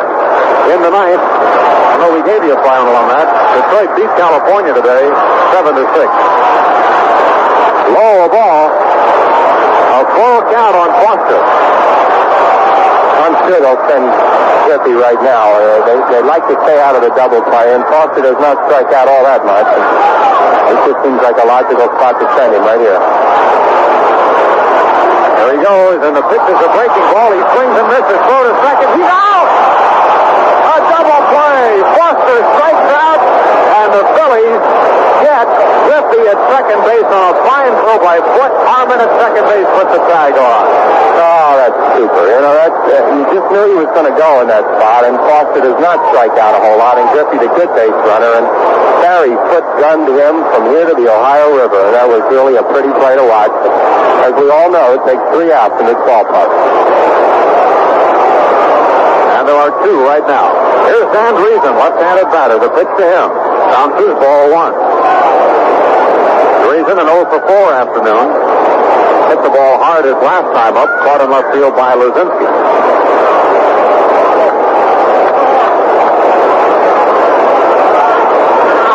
Doug from the full windup. Base is empty now. Swing and a miss by Reason. 1 ball and 1 strike. So the Phillies 1 out away from ending their drought at Riverfront Stadium in Cincinnati. Doug is ready. Here's the 1-1 to Dreesen. Low, ball 2. 2-1.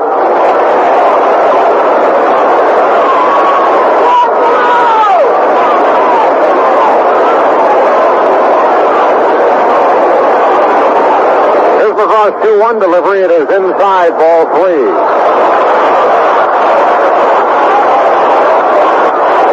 A 3-ball, 1 strike count on left-handed batting Dan Dreesen. Doug winds the pitch. Hits the center field, hit hard. Martin is back. He's on the warning track. He can't get it. It's off the wall. Dreesen, it bounces off away from him. Brings it around second. He's being waved around third. Here comes the throw. Here comes Dreesen.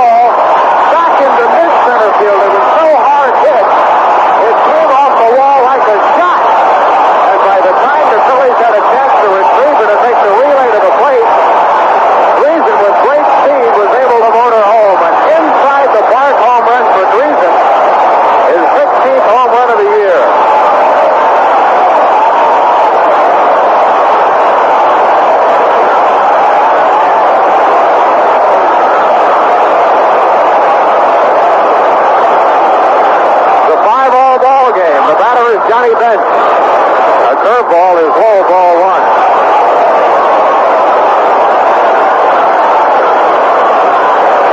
Well, we thought we'd seen everything here, but this is a new one. Bench rounds a foul behind the plate. 1 ball and 1 strike with 2 outs.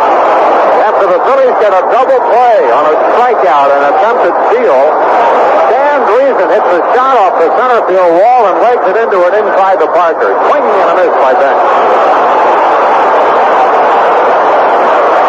1 ball and 2 strikes to count on Johnny Bench. McGraw winds. Here's the pitch. It's a shot to left field. Luzinski is back. It is shot. The Reds have won the ball game. Johnny Bench homers a line drive shot to left field. Cincinnati wins it 6-5. We'll be back with the wrap-up in a moment. This broadcast was authorized and rights granted by the Philadelphia Phillies and the Cincinnati Reds and was intended solely for the entertainment of the AFRTS listening audience. Any publication, rebroadcast, or other use of the description and accounts of this game without the express written permission of the Phillies and the Reds is prohibited. The final score once more, Philadelphia 5, Cincinnati 6. This is the American Forces Radio and Television Service. We'll join National Public Radio already in progress. Thank you for listening to this game on Classic Baseball on the Radio. We hope you enjoyed the broadcast. Feel free to browse our library of over 1,000 classic games and be sure to spread the word. Long live baseball.